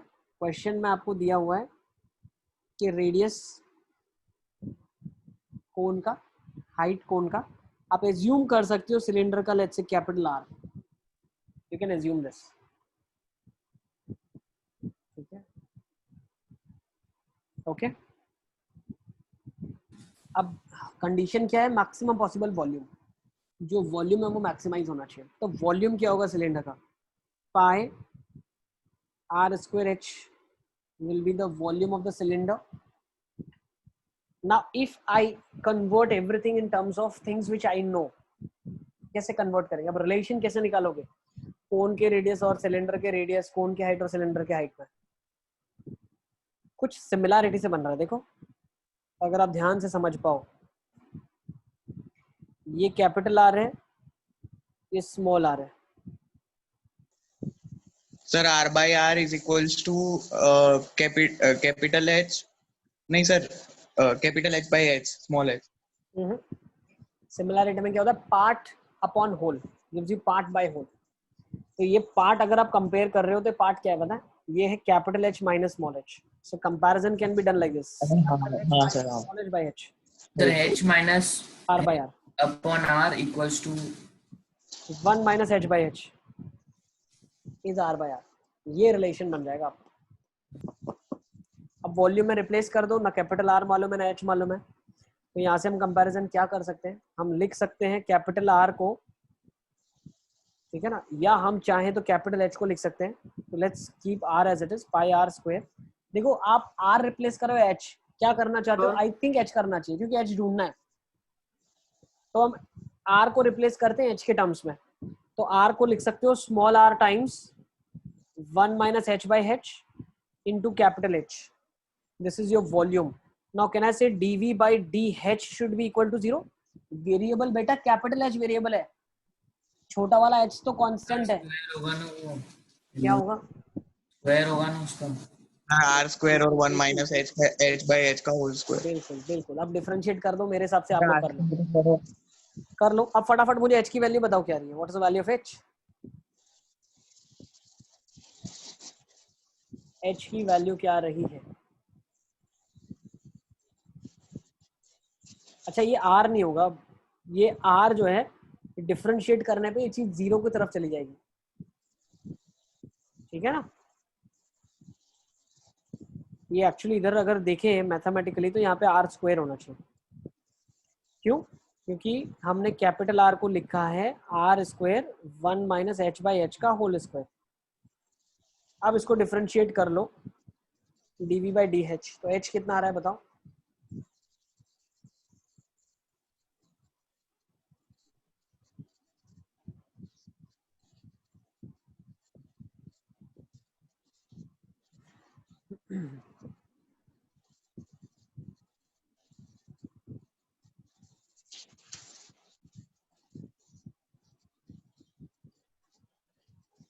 साहिल क्या हो रहा है? क्या क्लिक नहीं कर रहा है?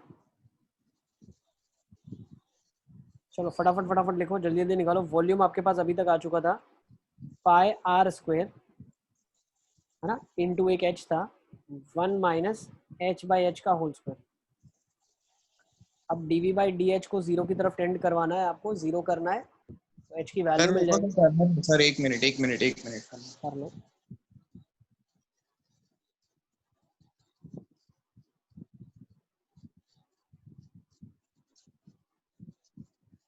बिल्कुल 10C का करेक्ट आंसर आ चुका है मेरे पास।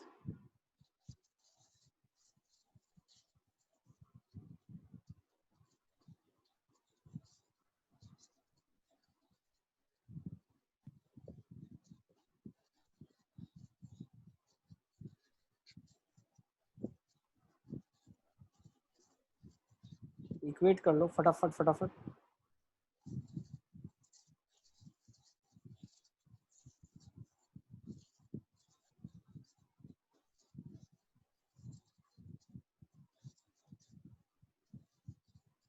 सही है, ये प्लस आ जाएगा, उस साइड चला गया आपका।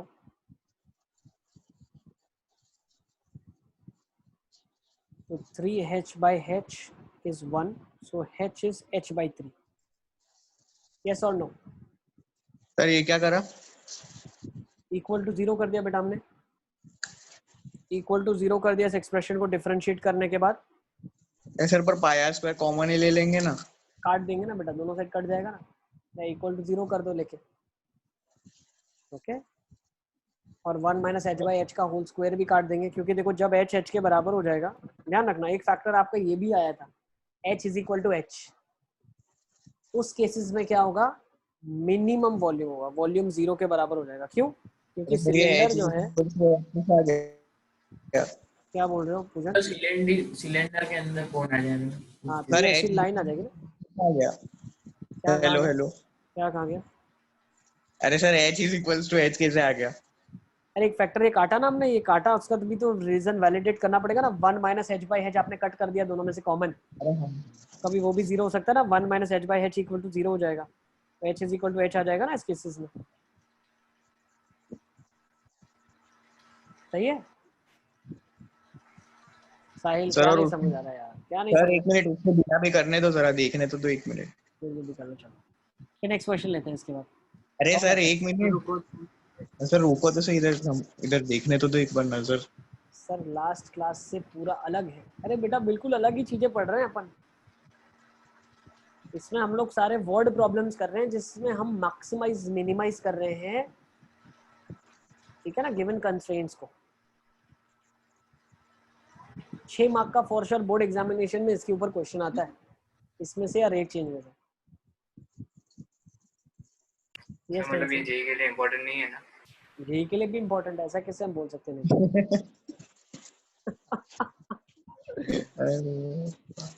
खाली असगर। हाँ चलो सर चलो। मुरुगा h is equal to h के केसेस में क्या हो जाएगा, वो एक स्ट्रेट लाइन बन जाएगा, सिलेंडर एक लाइन के बराबर हो जाएगा, वॉल्यूम 0 हो जाएगा। Next, from a point P on the x axis tangents are drawn on to the circle. एक पॉइंट x एक्सिस पे लिया, वहां से हमने सर्कल पे टेंजेंट बना लिए जो कि y एक्सिस को 2 पॉइंट पे कट कर रहे हैं। आपको PAB का एरिया बताना है, कम से कम क्या होगा। लेट्स अंडरस्टैंड फिगर क्या है। Sir 1 minute. 1 मिनट, क्वेश्चन लिखना ही बाकी है। तो सर आप मतलब हम लोग क्वेश्चन लिखते आप बता देते तो समझ नहीं आता। लिखो क्वेश्चन लिखो, पहले अच्छे से क्वेश्चन लिखो फिर बताना, ठीक है? एनालाइज कर लो अच्छे से। टेंसी का कुछ डाउट है? टेंसी क्या कंसर्न है? सर वो लास्ट वाले क्वेश्चन में h इक्वल टू h के लिए r 0 आ जाएगा ना? हाँ r 0 हो जाएगा, वॉल्यूम 0 हो जाएगा ना। तो that will be the case of minimum volume. हमें मैक्सिमाइज करना है। एफ डैश तो 2 चीज देती है, एक मैक्सिमा मिनिमा दोनों देता है वो, ठीक है? अच्छा, कुछ बच्चों के माइंड में कंसर्न भी हो सकता है, सर आपने ऐसे कैसे बता दिया कि यहाँ पे मैक्सिमा ही देगा। तो आप उसके लेफ्ट साइड और राइट हैंड साइड की वैल्यूज पुट करके साइन चेंज ऑब्जर्व कर सकते हैं, या डबल डिफरेंशिएट करके वो पॉइंट डाल के देख सकते हैं, नेगेटिव आ जाएगी। यस बेटा। सर ये सम स्टार्टिंग से बताओ, डिस्कनेक्ट हो गया था। ये सम अभी मैंने स्टार्ट ही नहीं किया, मुझे स्टार्ट करने ही नहीं दिया। आप लोग क्वेश्चन लिख दो फिर मैं स्टार्ट करता हूँ। बताया नहीं है मैंने क्वेश्चन, हाँ सर। लिखो।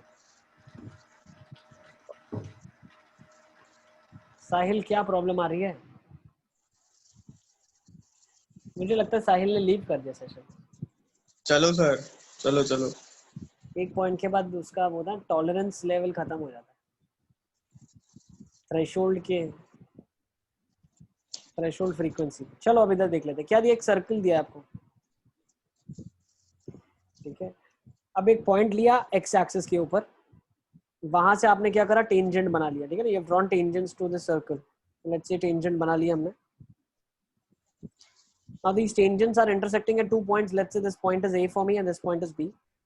तो मुझे PAB का एरिया ढूंढना है जो कम से कम हो सकता है पॉसिबल। अब होगा क्या, पॉइंट तो कहीं पे भी होगा ना, वेरिएबल पॉइंट है। तो यहाँ से जब एरिया निकालेंगे तो कुछ अलग एरिया बनेगा ना, तो हमें मिनिमम एरिया ढूंढना है। सर मतलब P वेरिएबल है ना? पॉइंट P वेरिएबल है, बट वो नहीं सर पॉइंट एक्स तीनों एक्सिस के ऊपर है।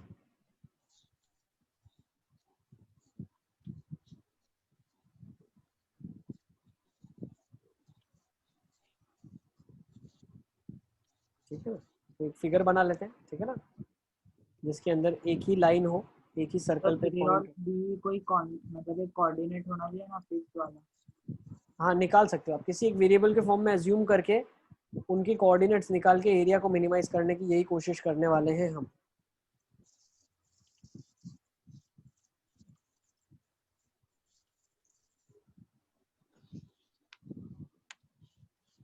सर्कल फिक्स है, सर्कल का रेडियस फिक्स है।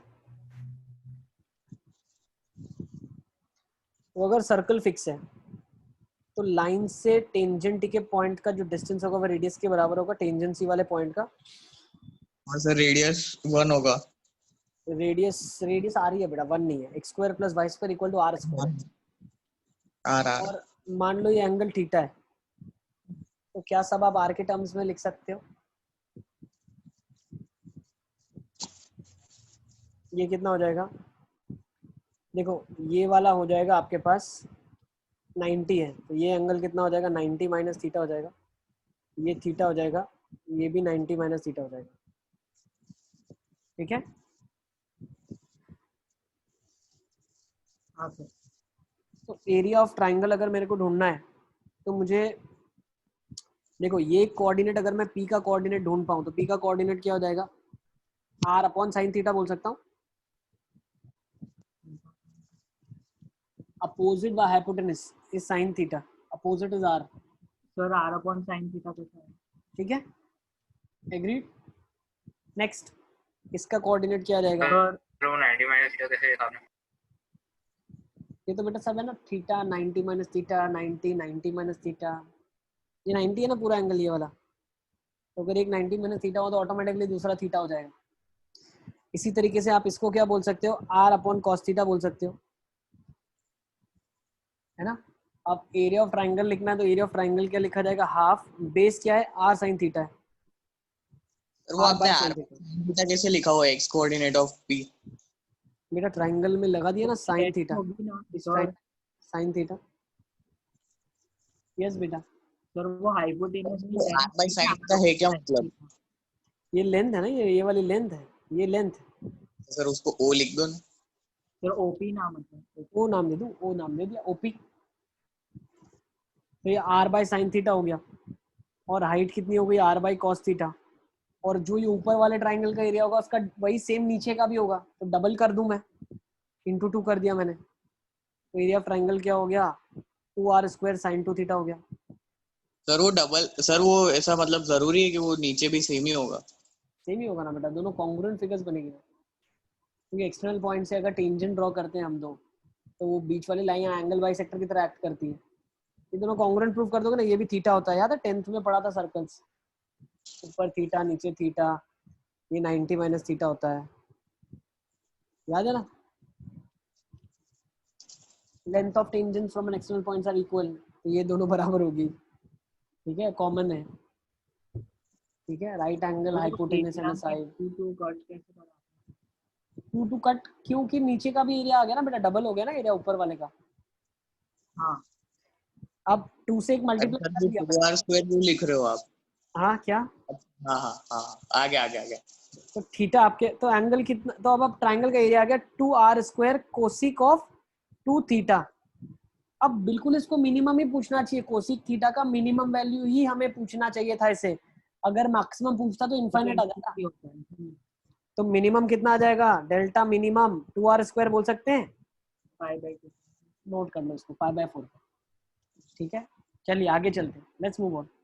सर सर 2 मिनट लिख लो सर, समझ नहीं लिखा। Delta minimum 2r square cosec 2 theta equal to 1, theta equal to 5/4। Is it clear? Yes बेटा। सर ये क्लास के बाद एक लास्ट क्लास का एक क्वेश्चन बताओगे? हाँ हाँ बता दूँ। सर वीडियो देख के भी नहीं आया। कोई बात नहीं, बता दूँ।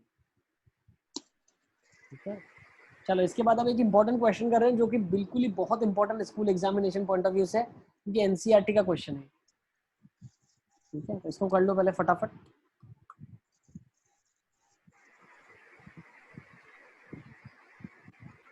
देखो पूरा सब कुछ कवर हो जाएगा, एक एक पॉइंट एनसीईआरटी का आपका कवर, एक एक आरडी कवर, एक एक मॉड्यूल कवर, मतलब महारथी बन जाओगे तुम लोग, महारथी। बस एक एक चीज सॉल्व करना आप लोग, ठीक है ना, छोड़ मत देना कुछ। चलें आगे। हाँ सर हो गया। चलिए let's take next. Let a rectangular, yes टेंसी करेक्ट, √2, 0 कोऑर्डिनेट भी आ जाएंगे उसके। Let a rectangular sheet of 5x8, ठीक है ना, 4 square from the corners are removed. Sir वो √2 क्या बोले आप? उसका कोऑर्डिनेट कोऑर्डिनेट फाइंड टू करना। निकाला है अगर आपने तो निकाल सकते हैं, ऐसे कोई प्रॉब्लम नहीं है, ठीक है ना। चलो अब इधर आ जाओ। अब क्वेश्चन में क्या बोल रहा है, एक रेक्टेंगुलर शीट है 5x8 का, उसके 4 कॉर्नर्स में से आपने स्क्वायर निकाल दिया है और जो बाकी शीट बचती है उसमें से एक आपने बॉक्स बनाया है। तो आपको बताना है कि कितना एरिया मुझे रिमूव करना चाहिए ताकि जो बॉक्स बनेगा उसका वॉल्यूम मैक्सिमम हो। सर वो कोऑर्डिनेट निकाला कैसे लेके? अरे बेटा साइन थीटा बता दिया ना, तो उसका कोऑर्डिनेट r/sin थीटा था। अच्छा हाँ हाँ आ गया ना। चलो अब इस क्वेश्चन को फटाफट एक बार रीड कर लो, इंटरप्रेट कर लो और कोशिश करो सॉल्व करने की, फिर मैं बताता हूँ कैसे करना।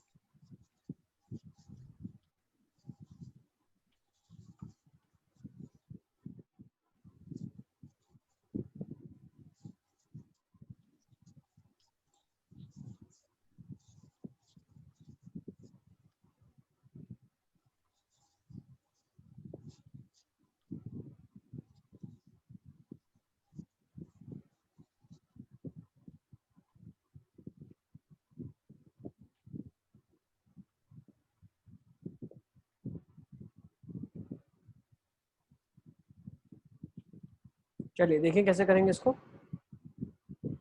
हाँ sir. Let's make the figure first.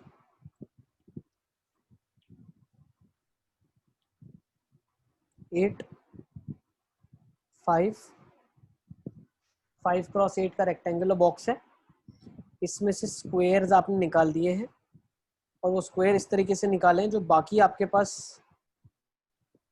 Figure बच रहा है। जैसे ये वाला फिगर है, अब इस जो फिगर बाकी जो बची हुई फिगर है इसमें से आप क्या करोगे, एक बॉक्स बना लोगे, है ना, बन जाएगा ना, बिल्कुल एक बॉक्स बन जाएगा। ओके, तो जो ये बॉक्स बनेगा उसका वॉल्यूम ज्यादा से ज्यादा होना चाहिए।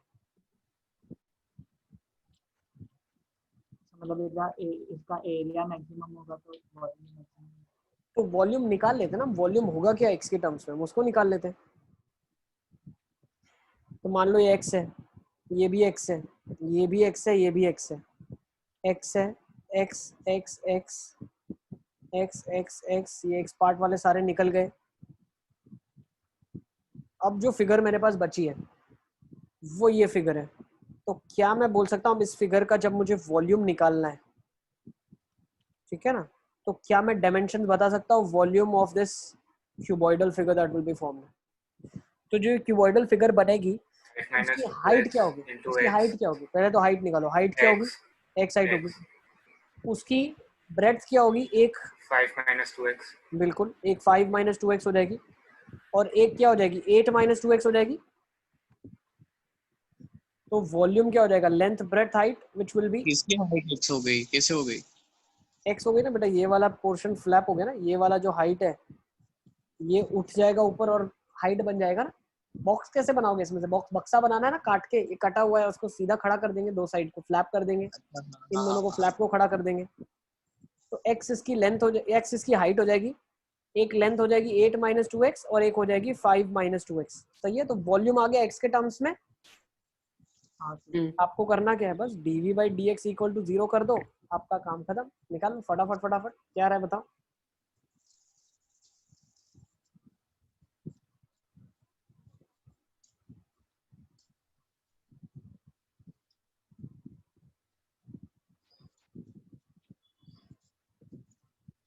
सर ये तो ln लेके कर लेना। क्यूबिक एक्सप्रेशन में डायरेक्टली डिफरेंशिएट हो जाएगा, ln लेने की कोई जरूरत नहीं। क्या जाएगा डायरेक्टली डिफरेंशिएट करोगे आप तो 8 - 2x into 5 - 2x x into 8 - 2x -2 plus x 5 - 2x इसमें ln क्यों लेना है? -2 बोल रहा है ln लेके डिफरेंशिएट करो। मैंने कहा आप डायरेक्टली भी कर सकते हो, कोई इशू नहीं।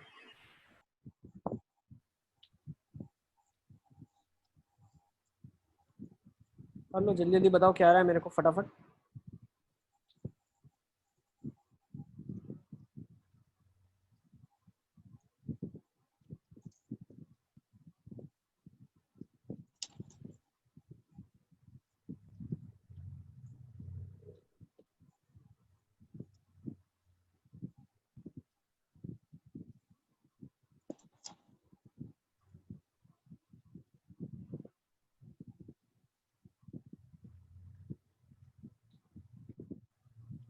कितना आ रहा है x का वैल्यू? 15 क्या रहा है? तो x इक्वल टू 1 आ रहा है। एरिया कितना, वॉल्यूम कितना आ रहा है? Maximum volume x is equal to 1 आ रहा है, वॉल्यूम मैक्सिमम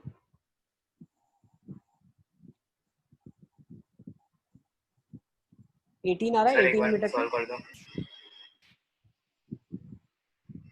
मैंने इसका क्या सॉल्व कर यार, अब क्वाड्रेटिक तो कर लोगे आप यार मेरे साथ। सर वो x की वैल्यू 1, इसको डिफरेंशियल को इक्वल टू 0 कर दो आप।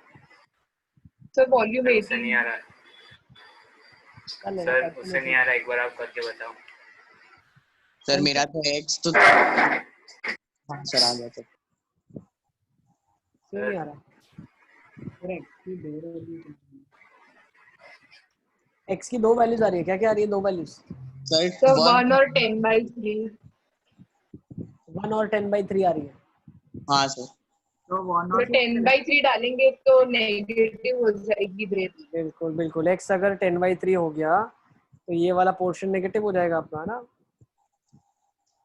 सही है। अरे कैलकुलेशन में कर लेना यार अब, ठीक है, इसमें मैं क्या बताऊं। सर एक बार कर लो ना। करके तो मुझे भेज देना, ठीक है ना? ओके हाँ सर, मतलब मैंने पूरा खोल। ऐसा सही में चल रहा है। From a circular sheet circular sector is removed. एक सर्कुलर शीट में से सर्कुलर सेक्टर रिमूव करना है, ठीक है? और उस रिमूव्ड सर्कुलर सेक्टर में से जो बचा हुआ होगा उसमें से कोन बनेगा। अब आपको करना क्या है, एरिया ऑफ सेक्टर को रिमूव करके मैक्सिमाइज करना है कोन के वॉल्यूम को। तो कैसे करेंगे? क्या होमवर्क में करोगे सब क्वेश्चन? लिख लोगे? लिख लो।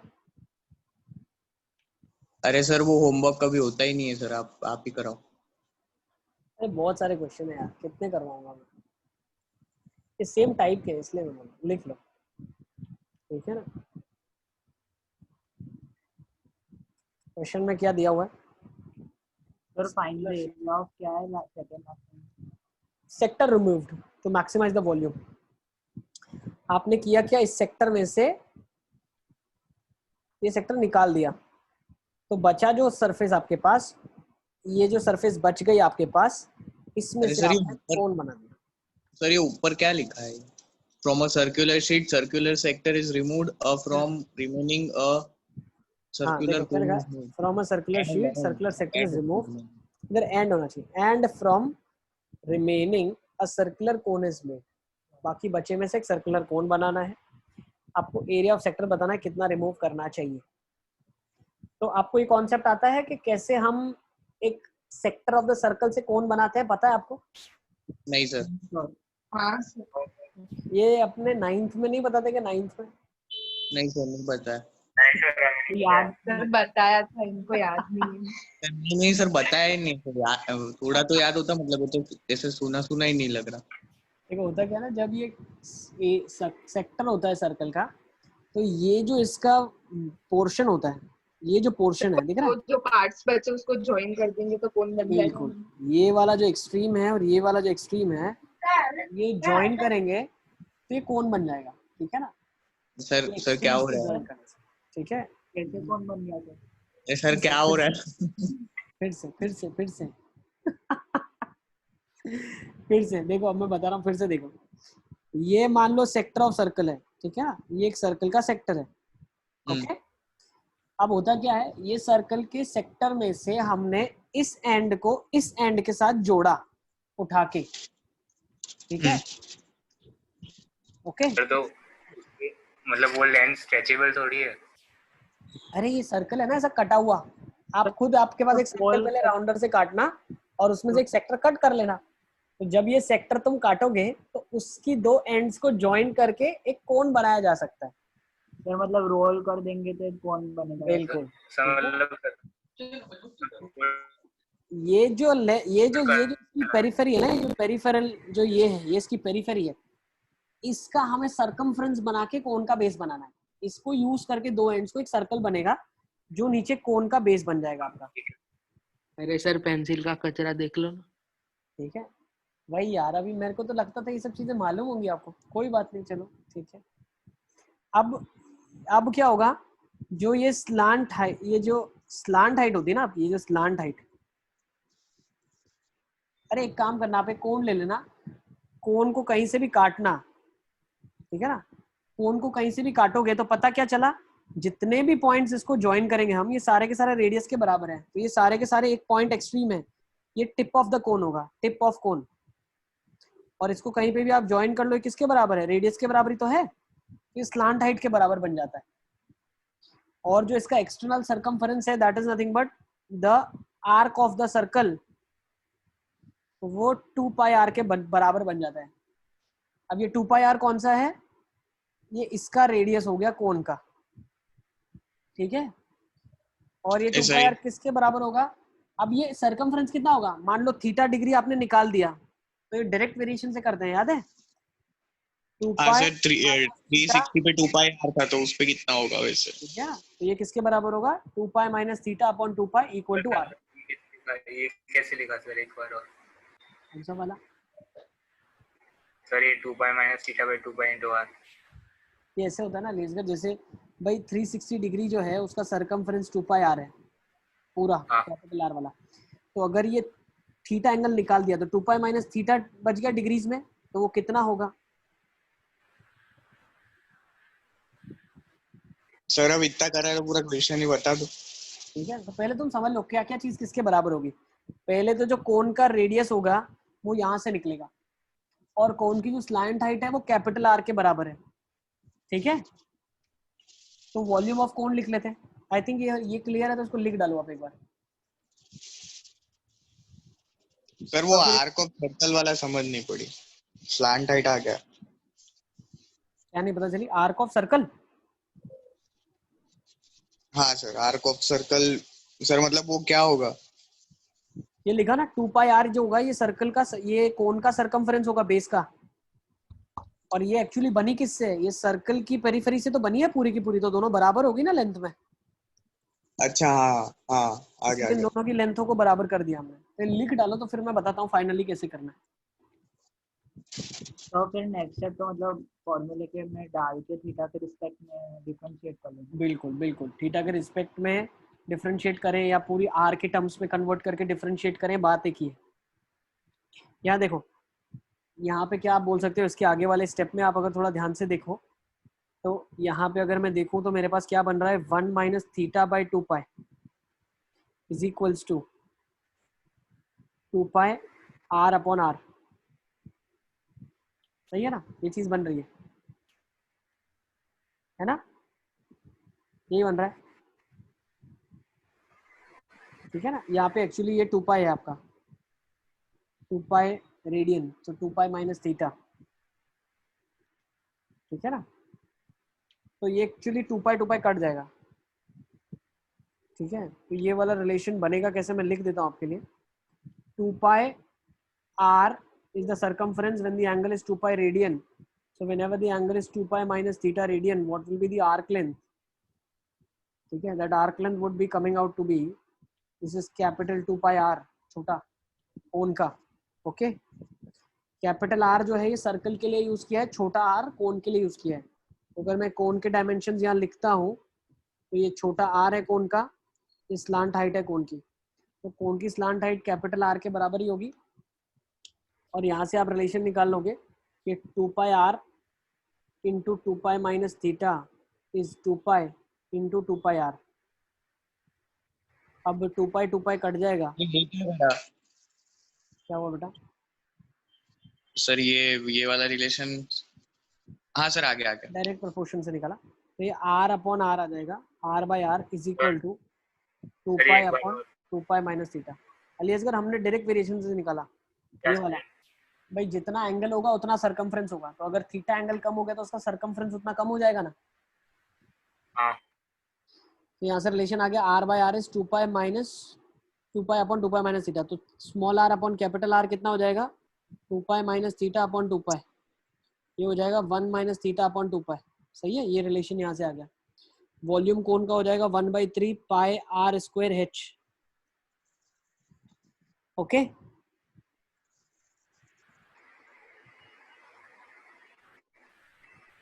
सर आपने वो जो लास्ट पेज पे लिखा था वो 2 pi small r is equals to 2 pi minus theta divided by 2 pi into r था ना, कैपिटल। क्या था सर मैं बोलता हूँ सर, 2 पाई स्मॉल आर इधर से ही निकाला था। मान लो वहाँ पे अगर कुछ ऊपर नीचे हो गया होगा लिखने में, लेकिन निकलता यहीं से। यही रिजल्ट फाइनल है, दिस इज फाइनल। वो रिलेशन जो हमने लिखा था वो यहीं से लिखने की कोशिश की थी, ठीक है, डायरेक्टली लिखा था। तो हो सकता है मैंने कुछ गलत लिखा हो, बट ये वाला तो बिल्कुल ठीक ही लिखा है, क्योंकि ये तो भी निकाला है मैंने पूरा डायरेक्ट वेरिएशन से, ठीक है ना। 2 पाई आर सरकमफ्रेंस है, जब 2 पाई एंगल है तो 2 पाई माइनस थीटा अगर एंगल होगा तो सरकमफ्रेंस 2 पाई आर होगा। क्रॉस मल्टीप्लाई करके डायरेक्टली वैल्यू निकाली, ठीक है। तो दिस इज तो करेक्ट। पीछे अगर थोड़ा सा गलत लिखा भी है तो उसको करेक्ट आप कर लो, और ये आपका फाइनल है, ठीक है। अब वॉल्यूम कैसे निकलेगा? Volume is 1/3 pi are square H.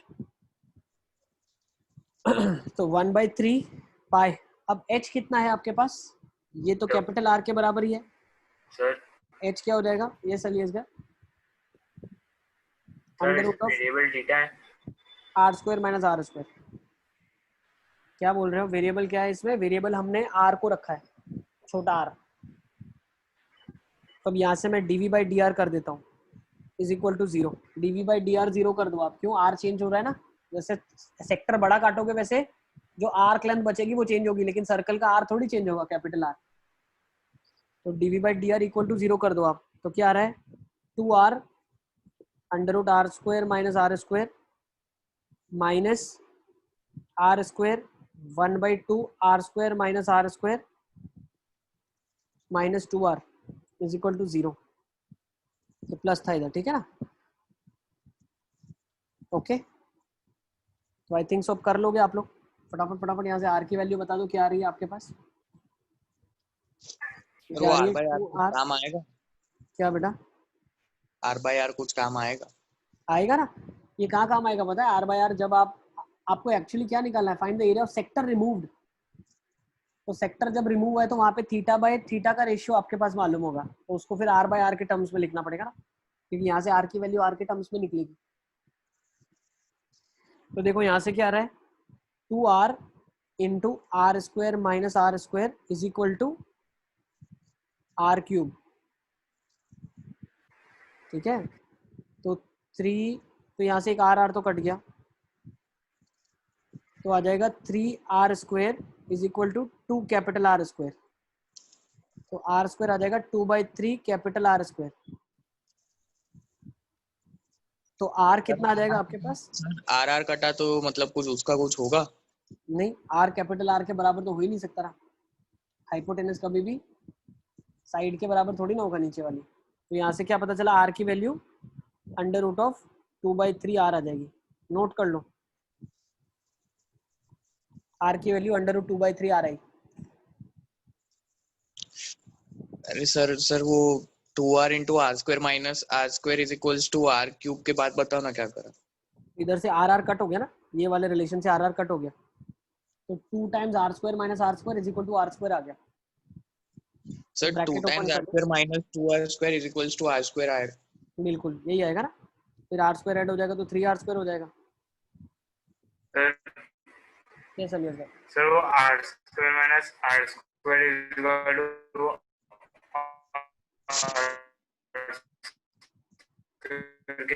Next देख लेते हैं। ठीक है ना। तो अब ये हमने आर का कंस्ट्रेंट निकाल लिया। देखो दो चीजें याद रखना, इसको अभी मैं यूज करने वाला हूँ। R by r is 1 minus theta upon 2 पाई और r is under root 2 by 3 r. Now let's see area of sector का क्या फॉर्मूला होता है। सर हो गया क्लियर। ओके बेटा, एरिया ऑफ सेक्टर क्या होता है, जो सेक्टर निकला उसका एंगल कितना था, थीटा था। तो हम इसको भी डायरेक्ट वेरिएशन से निकालते हैं भाई। अगर 2 पाई एंगल होता तो पाई आर स्क्वायर एरिया होता है। अगर थीटा एंगल निकाला तो कितना एरिया रहा होगा, तो theta upon 2 pi into pi are square. सही है, पाई से पाई कट गया तो आ जाएगा 1/2 थीटा इंटू आर स्क्वायर 1/2। अब मुझे एक चीज बताओ, आपने देख लिया, क्या देखा है, r upon r is 1/1 minus theta by 2 pi. ये मैंने अभी लिखवाया था आपको। सर वो बीच में कनेक्ट हो गया, डिस्कनेक्ट हो गया था। बेटा एरिया ऑफ सेक्टर निकाल रहे हैं, हमको एरिया ऑफ सेक्टर निकालना है ना। हाँ एरिया ऑफ सेक्टर निकाल रहे हैं, तो एरिया ऑफ सेक्टर कैसे निकालेंगे, तो एरिया ऑफ सेक्टर का फॉर्मूला है 1/2 थीटा आर स्क्वायर। हाँ अब थीटा मैं क्या करता हूँ, आर के टर्म्स में सब्स्टिट्यूट करने की कोशिश करता हूँ। तो ये कितना आ जाएगा मेरे पास, 1/2 छोटा आर हो जाएगा capital R 1 minus theta upon 2 पाई। ठीक है ना, या थीटा की वैल्यू लिख लो आप। एक काम करते, थीटा की वैल्यू लिखते हैं।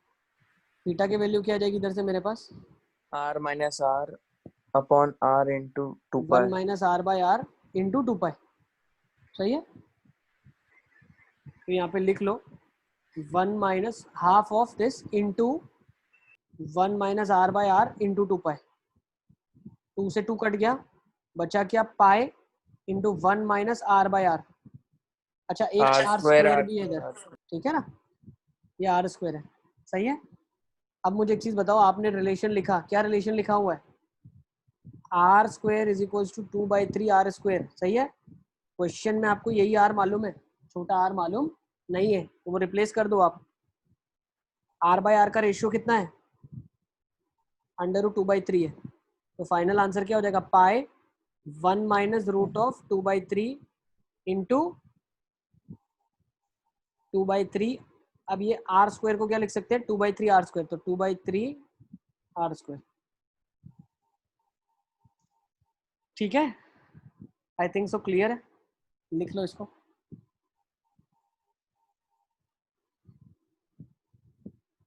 Area of sector removed is 2/3 pi are square 1 minus root of 2/√3 1 minus root 2/3। ये आपका फाइनल आंसर आ जाएगा। ठीक है ना, तो कैलकुलेशन है तो काफी आसान से आप कर लोगे। साहिल लेक्चर अपलोड कर देंगे जल्दी से जल्दी, कोशिश करेंगे। ठीक है, I think so we should move on.